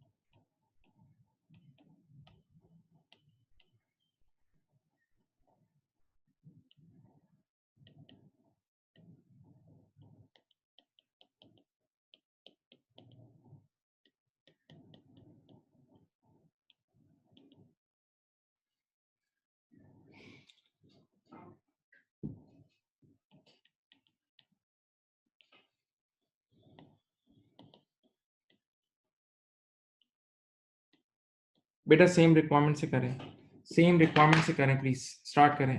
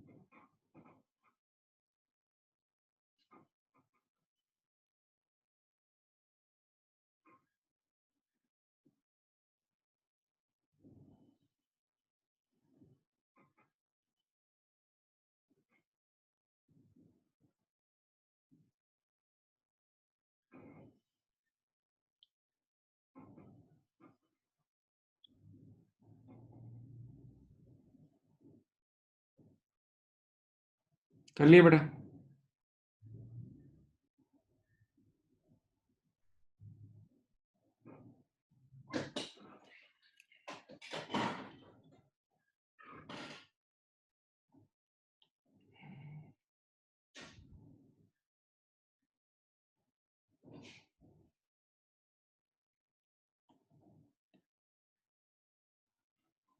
आपके पास ईयर एंड पे कितने डेटर्स थे देखें?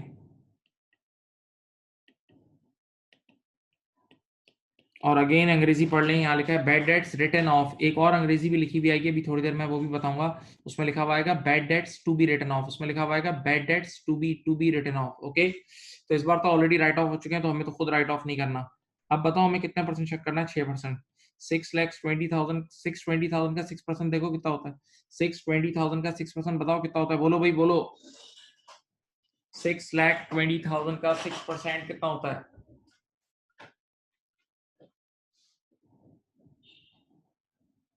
37,200। बेटा ये आ गया आपके पास, आराम से सुने, दिस ईयर अलाउंस। ये आ गया दिस ईयर अलाउंस। सुनिए यहाँ, अब मुझे बताएं आपके पास एग्जिस्टिंग यानी लास्ट ईयर का अलाउंस कितना है? एग्जिस्टिंग या लास्ट ईयर अलाउंस कितना है? एग्जिस्टिंग यानी लास्ट ईयर का अलाउंस कितना है? 45,000। देखें ज्यादा है, तो 45,000 से आप 37,200 पे आ रहे हैं, तो डिक्रीज करना होगा ना। 45,000 पे 37,200 पे आ रहे हैं, तो डिक्रीज इन अलाउंस होगा। बोलो भाई।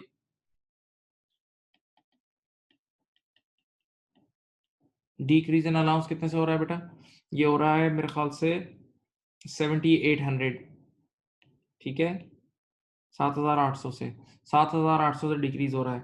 अब पहली रिक्वायरमेंट याद है, वो पीएनएल का पैकेट बनाना होता है। पहली रिक्वायरमेंट में हमें पीएनएल का पैकेट बनाना होगा। आ जाओ, पीएनएल जिसमें रिटन ऑफ और शक, यकीन और शक को मिला के दोनों एक्सपेंसेस रिकॉर्ड करते हैं। सही है। इधर देखें भाई, इस साल बेड डेट्स कितने के हुए हैं? रिटन ऑफ, इस साल का रिटन ऑफ का खर्चा है 50,000 का। और अब आप मुझे बताएं, इस बार अलाउंस की दुनिया में इंक्रीज है या डिक्रीज है? अलाउंस की दुनिया में डिक्रीज है। Decrease is your income, decrease in allowance is your income.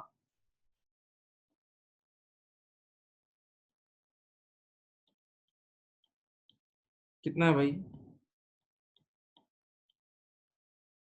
तो बेटा एक्सपेंस ऐड होता है ना, एक्सपेंस का यूनिफॉर्म क्या है? एक्सपेंस खुद ऐड होता है ना, तो इनकम लेस हो जाएगी। एक्सपेंस ऐड होता है तो बेटा इनकम क्या हो जाएगी? लेस हो जाएगी। तो इंक्रीज इन अलाउंस ऐड होता है तो डिक्रीज लेस हो जाएगा। कितना आया बेटा ये? 42,200। 42,200 आपके पास फाइनल एक्सपेंस आ गया। अब बताओ, एक आखिरी चीज छोटी सी काम करना है, वो है एसओएफपी। वो है एसओएफपी एज एट 31 दिसंबर 2018। बताओ बेटा ईयर एंड के डेटर्स कितने थे? ईयर एंड के डेटर्स थे 6,20,000। और इस 6,20,000 पे टोटल शक कितना किया था? 6% किया था, 37,200 लेस।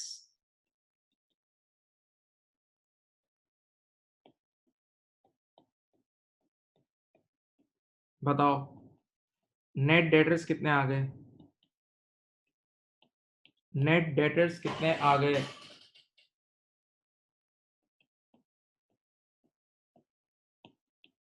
नेट डेटर्स आ रहे हैं 582,800। नेट डेटर्स आ रहे हैं 582,800। देख लो भाई, किसी ने सही किया था?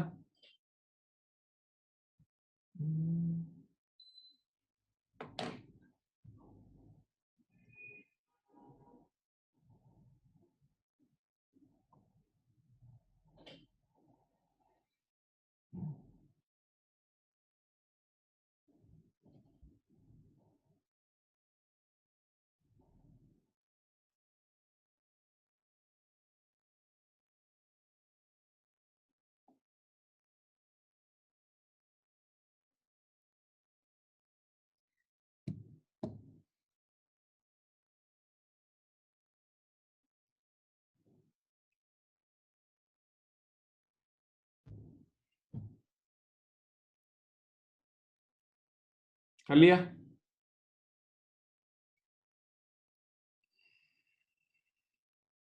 हाँ भाई।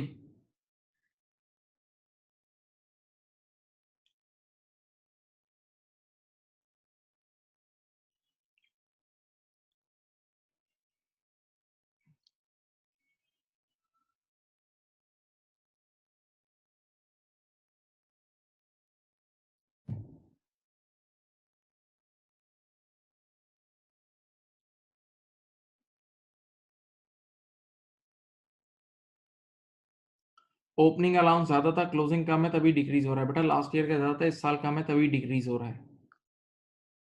अच्छा अब देखें, अब मैं जो क्वेश्चन लिखूंगा ना उसमें अंग्रेजी डिफरेंट होगी। अब जरा क्वेश्चन डिफरेंट करता हूँ, जरा इधर देखें, आप लोग गौर से देखें।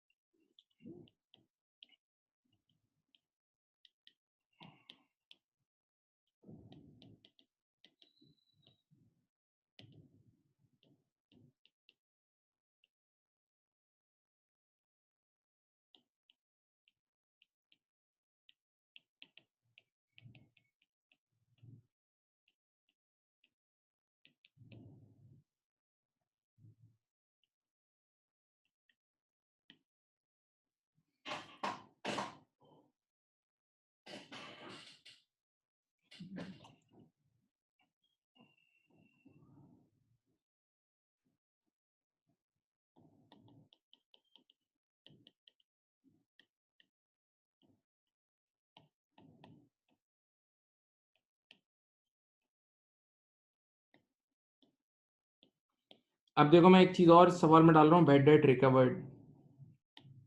बेड डेट रिकवर्ड भी इस सवाल में डाल रहा हूँ।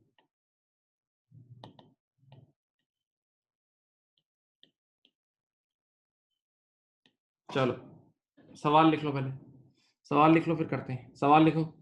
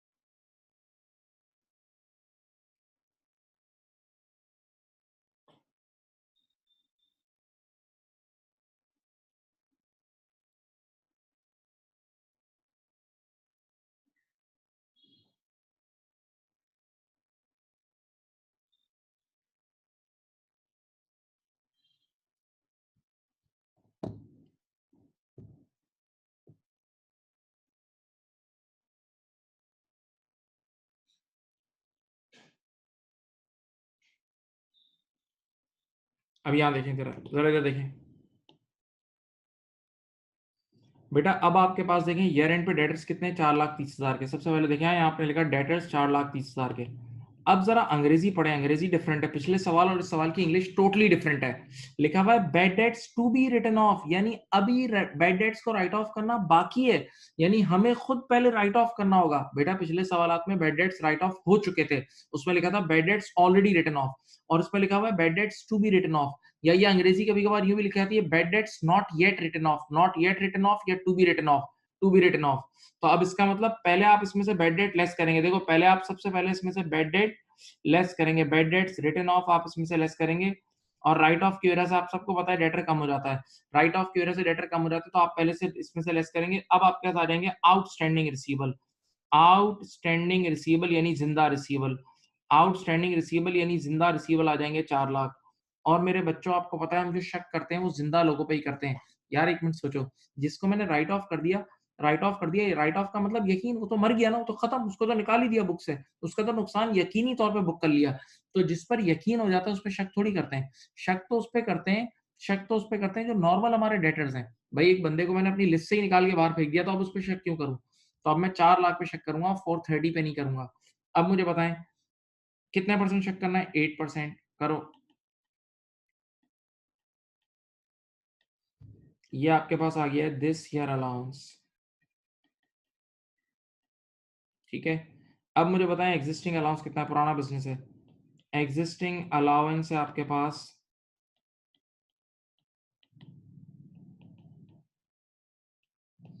15,000। एग्जिस्टिंग अलाउंस है आपके पास 15,000।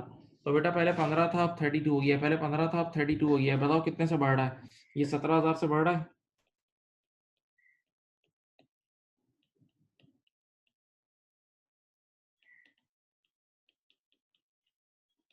ये है इंक्रीज इन अलाउंस 17,000, ये है इंक्रीज इन अलाउंस 17,000, सही है। अब जरा सुने, यहाँ देख लें, इस सवाल में मैं आपके सामने अब पीएनएल का सबसे पहले पैकेट बना रहा हूँ।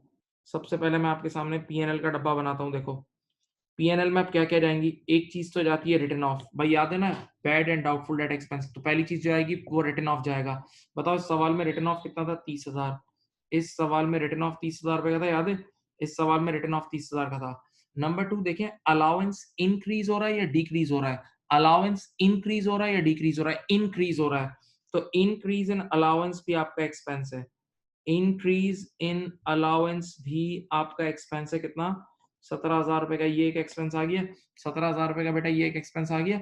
अब आज के बाद हर सवाल में एक चीज आती ना बेटा, बहुत छोटी चीज है, बैड डेट रिकवर्ड। भाई कभी भी रिकवरी आ जाए ना, रिकवरी पूरे सवाल में कहीं भी नहीं जाएगी सिवाय पीएनएल में। रिकवरी एक अदर इनकम है, रिकवरी कुछ भी नहीं है कि इनकम है, इनकम है, तो वो पूरे सवाल में कहीं नहीं जाएगी सिवाय पीएनएल में।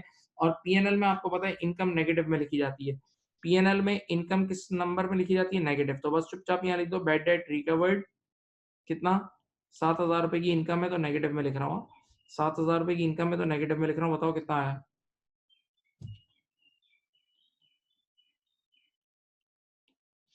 40,000 का आपका ये एक्सपेंस आ गया, सही है। अब आइए आखिरी चीज आपने करनी है यहाँ, ये देखें, ये आपने बनाना है S O F P as at, क्या एज एट है बताओ, 31 दिसंबर 18, एस ओ एफ पी है 31 दिसंबर 2018, ठीक है। अब आप मुझे बताएं, बताओ ईयर एंड पे और आपके जिंदा रिसीवेबल्स ये थे, हाँ भाई इस बार सुने, 430 में से 30 तो राइट ऑफ हो गए थे ना, 4,30,000 में से 30,000 तो राइट ऑफ कर दिए थे, तो जिंदा रिसीवेबल्स कितने के थे,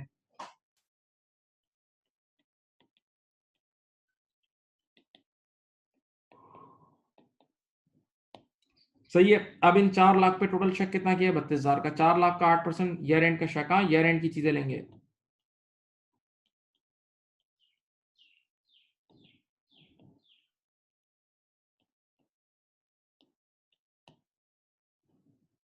थ्री,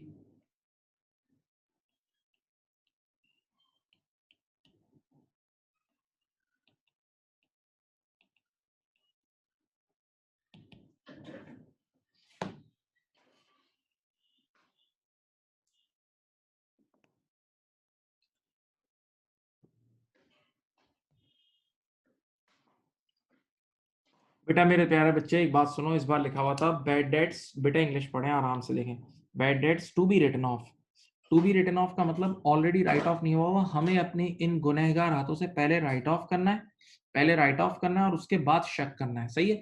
तो जब मैं राइट ऑफ करूंगा तो बेटा राइट ऑफ की एंट्री याद है, बैड डेट डेबिट और डेटर क्रेडिट, तो डेटर कम हो जाएंगे ना, तो पहले डेटर को कम करो और उसके बाद उस पर शक करो, पहले डेटर को कम करो और उसके बाद उस पर शक करो।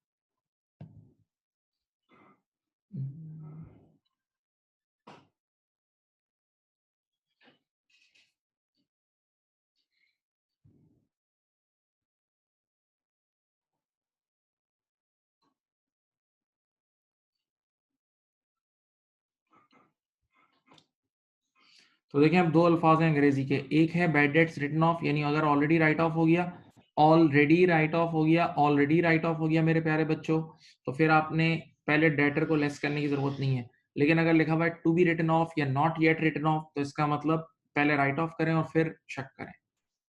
कर लिया भाई, बोलो, फरमाइए।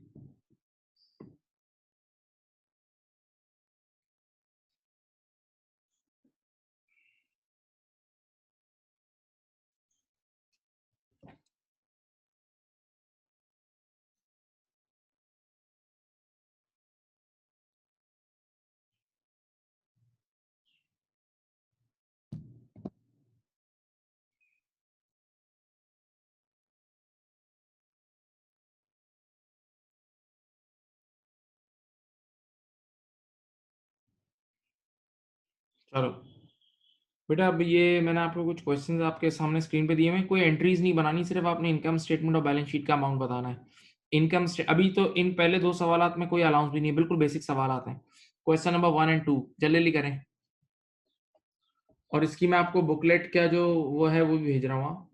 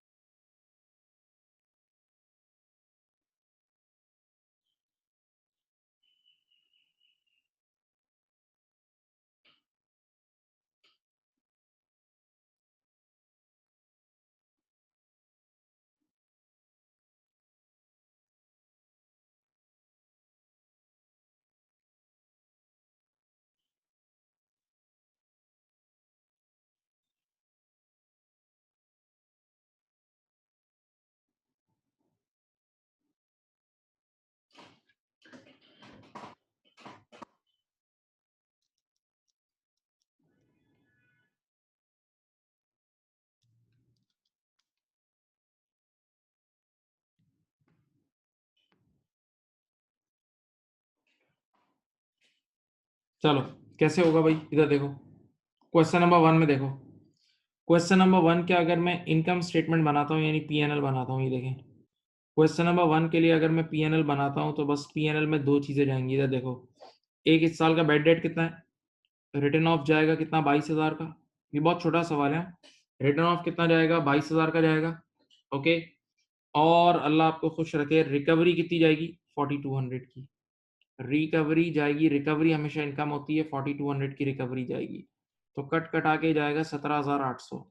17,800 की इनकम है। और बैलेंस शीट में चुपचाप आपके पास रिसीवेबल चले जाएंगे, एसओएफपी में आपके पास बस रिसीवेबल चल, अभी इस बार कोई अलाउंस है ही नहीं, सवाल में अलाउंस दिया हुआ ही नहीं है, तो बस रिसीवेबल चले जाएंगे 420,000 के। रिसीवेबल चले जाएंगे 4,20,000 के, सही है। ओके, रिसीवेबल्स चले जाएंगे 4,20,000 के। Question number 1, question number 1। हाँ, ओके। अच्छा, अब याद रखना, अब ये जो मैंने बुक के सवाल दे रहा हूँ ना, उसमें सिर्फ बेड डेट लिखा हुआ है कि बेड डेट का मतलब होता है bad debts already written off. अब अगर आपके सामने सिर्फ बेड डेट लिखा होगा तो उसका मतलब है bad debts already written off. अब ये जो हमारी जो बुक है ना, उसमें बेड डेट का मतलब है यानी राइट ऑफ हो चुके हैं। अब क्वेश्चन नंबर 2 देखें, लिखा हुआ है डेटर 570 के, डेटर्स 570 के। अब देखें बेटा, अंग्रेजी पढ़े, अब चलो चलो एक्टिव हो जाओ। डेटर्स 5,70,000 के, और लिखा हुआ है bad debts to be written off, bad debts to be written off, bad debts to be written off.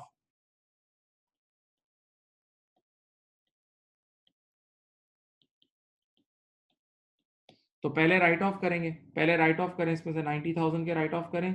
तो अब बताएं जिंदा रिसीवल कितने बच गए ईयर एंड पे, ईयर एंड पे जिंदा रिसीवल यानी आउटस्टैंडिंग रिसीवल्स बच गए हैं बेटा मेरे बच्चों, इधर देखो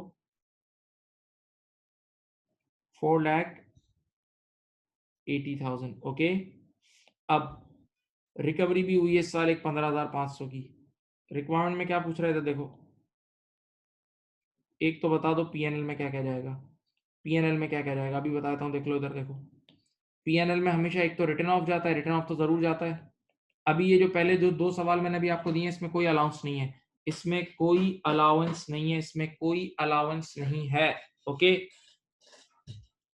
तो आप इसमें क्या करोगे, इधर देखो, इधर देखें, लेकिन रिकवरी तो है ना, तो रिकवरी आपकी हमेशा अदर इनकम होती है, नेगेटिव में आ जाएगी 15,500। चलो 90,000 में से 15,500 लेस करोगे तो ये 74,500 आ जाएगा, ठीक है। और अब बताओ बैलेंस शीट में क्या जाएगा, बैलेंस शीट में ये रिसीवेबल जाएंगे, ये एसओएफपी में चले जाएंगे 4,80,000 के, बस देख लो। कोई बड़ी डील नहीं थी, इतना बड़ा बड़ा सेटअप नहीं था कोई ये।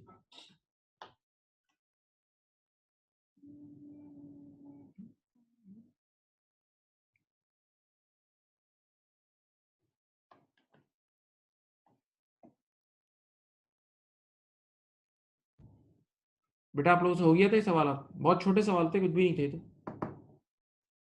चलो अब ये दो करो, ये दो करो, बिल्कुल बिल्कुल टोटल बिगनर सवाल है, टोटल बिगनर सवाल है, इसमें रिटर्न ऑफ भी नहीं है, बिल्कुल 3 और 4 टोटल बिगनर, ठक ठक ठक ठक ठक ठक। शायद बुक में देख लो, बुक में सवालात हैं या नहीं देख लो, वरना मैंने आप लोग को अभी इसकी पूरी पीडीएफ भी भेज दी है।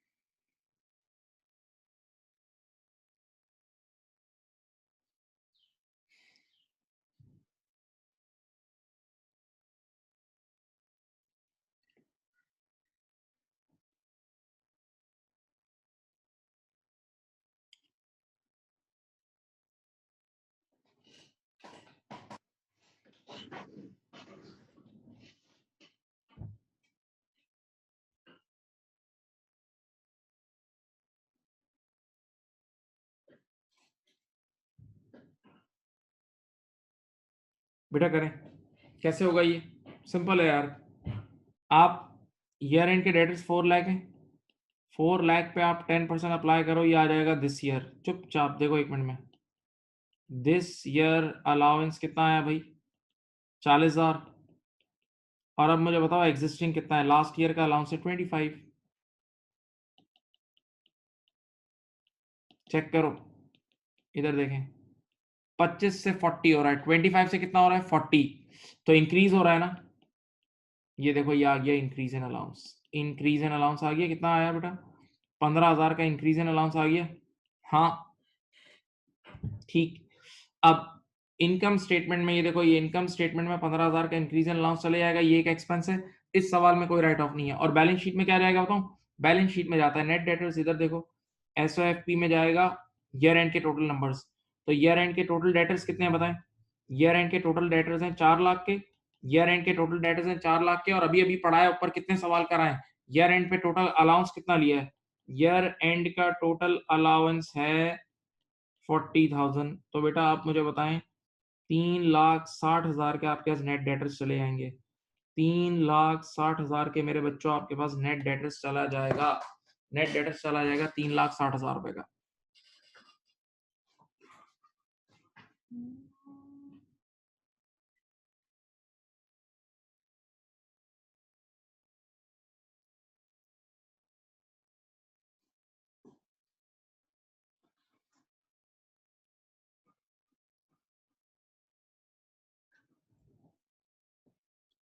अब क्वेश्चन नंबर 4, इसका आंसर मैं लिख रहा हूँ, आंसर नंबर 4 इधर देखें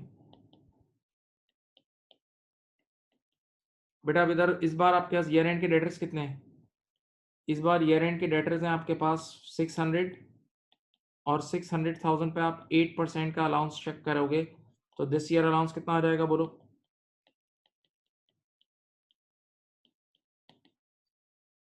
48। और अब बताओ एग्जिस्टिंग अलाउंस यानी लास्ट ईयर का कितना है?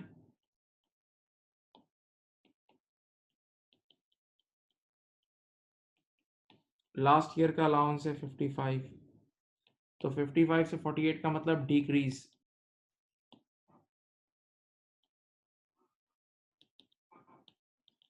डिक्रीज इन अलाउंस आ रहा है 7,000। सही है my dear student, this is your income, this is your income. तो इनकम स्टेटमेंट में 7,000 की इनकम चली जाएगी, इनकम स्टेटमेंट में 7,000 की इनकम चली जाएगी। और आपको पता है कि एसओएफपी जो है ना, एसओएफपी हमेशा हमेशा आपको पता है वो एजेड बनती है, ठीक है? तो देख लो एसओएफपी में क्या जाएगा, आपके पास ईयर एंड के डेटर्स कितने हैं?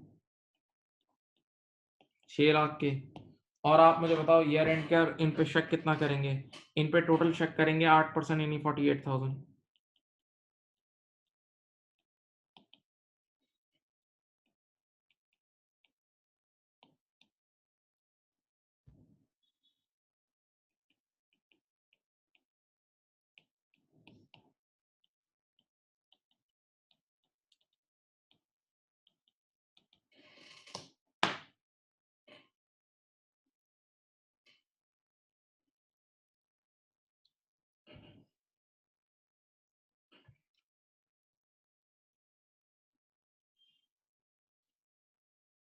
मेरे प्यारे बच्चों कर लेंगे।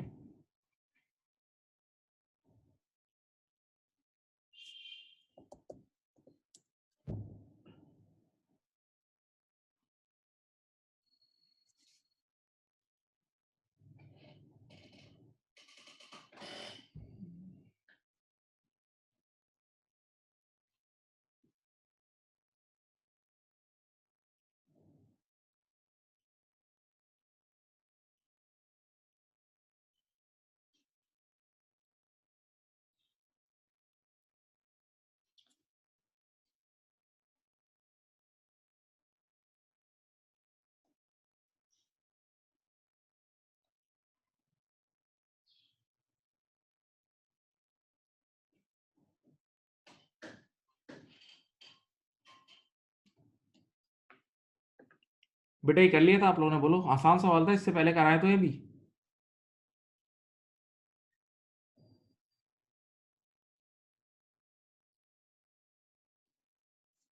ये देख लो, कुछ बच्चों ने क्वेश्चन नंबर 2 शायद कॉपी नहीं किया, देख लो।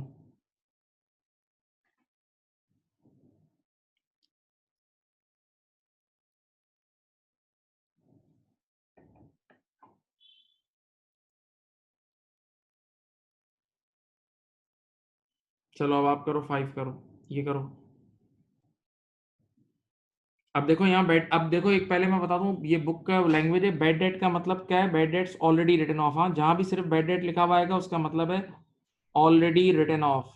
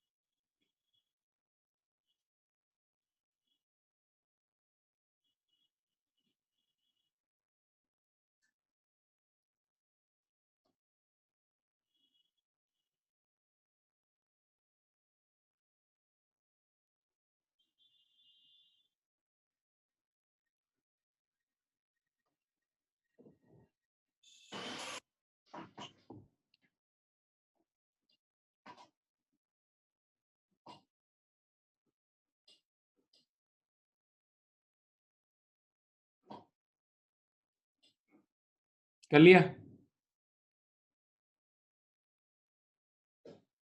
बताओ बेटा। यस, ईयर एंड पे लगती है।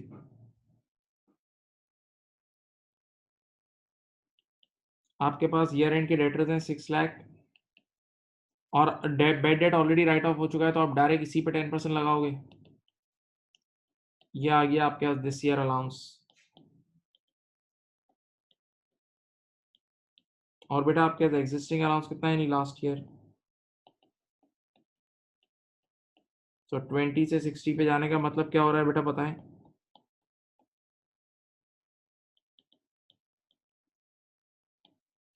40 का इंक्रीज इन अलाउंस हो रहा है। अब बताओ बेटा पीएनएल में क्या क्या जाएगा, बताओ? पीएनएल में जाएगा आपके पास हमेशा रिटर्न ऑफ तो जाता ही जाता है, 15,000 का रिटर्न ऑफ है।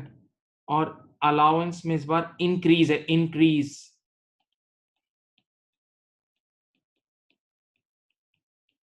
तो 40 और 15 हो गया।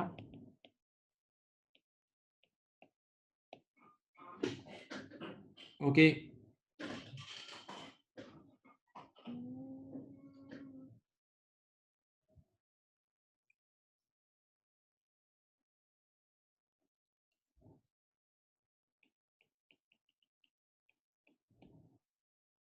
SOFP,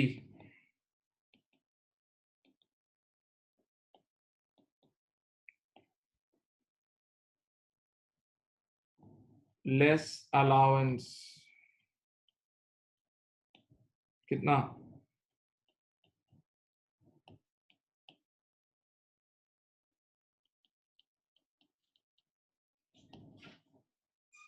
ये आ गया आपके पास नेट रिसीवेबल्स। क्वेश्चन नंबर 5 कर लिया था किसी ने? बोलो भाई।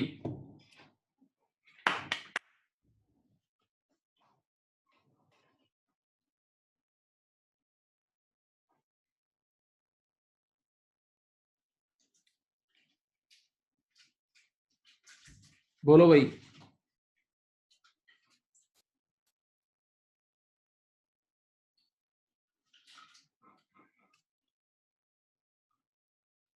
बेटा बोलो कर लिया था?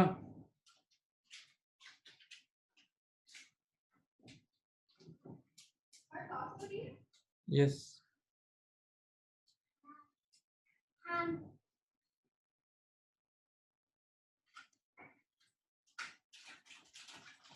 चलो 6 और 7 करें। क्वेश्चन नंबर 6 और 7 करें प्लीज। 6 और 7 करें प्लीज।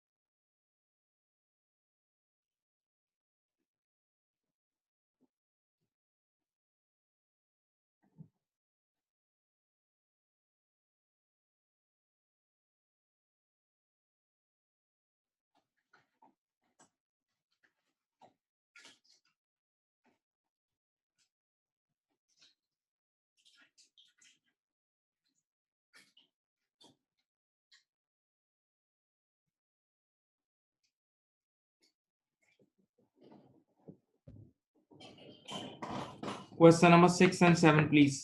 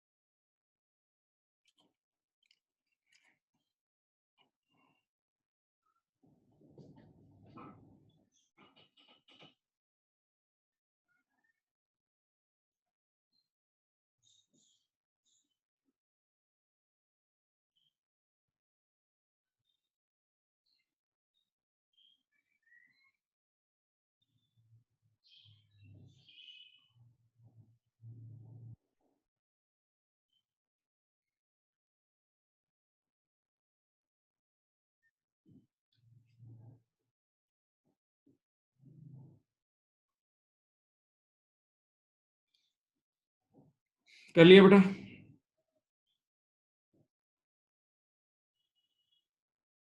देखो टू बी रिटन ऑफ और ऑलरेडी रिटन ऑफ का फर्क आप लोगों को बताया था।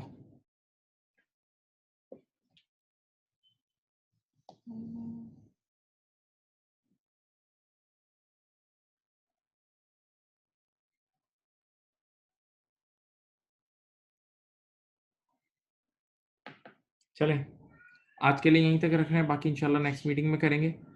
ठीक है जी।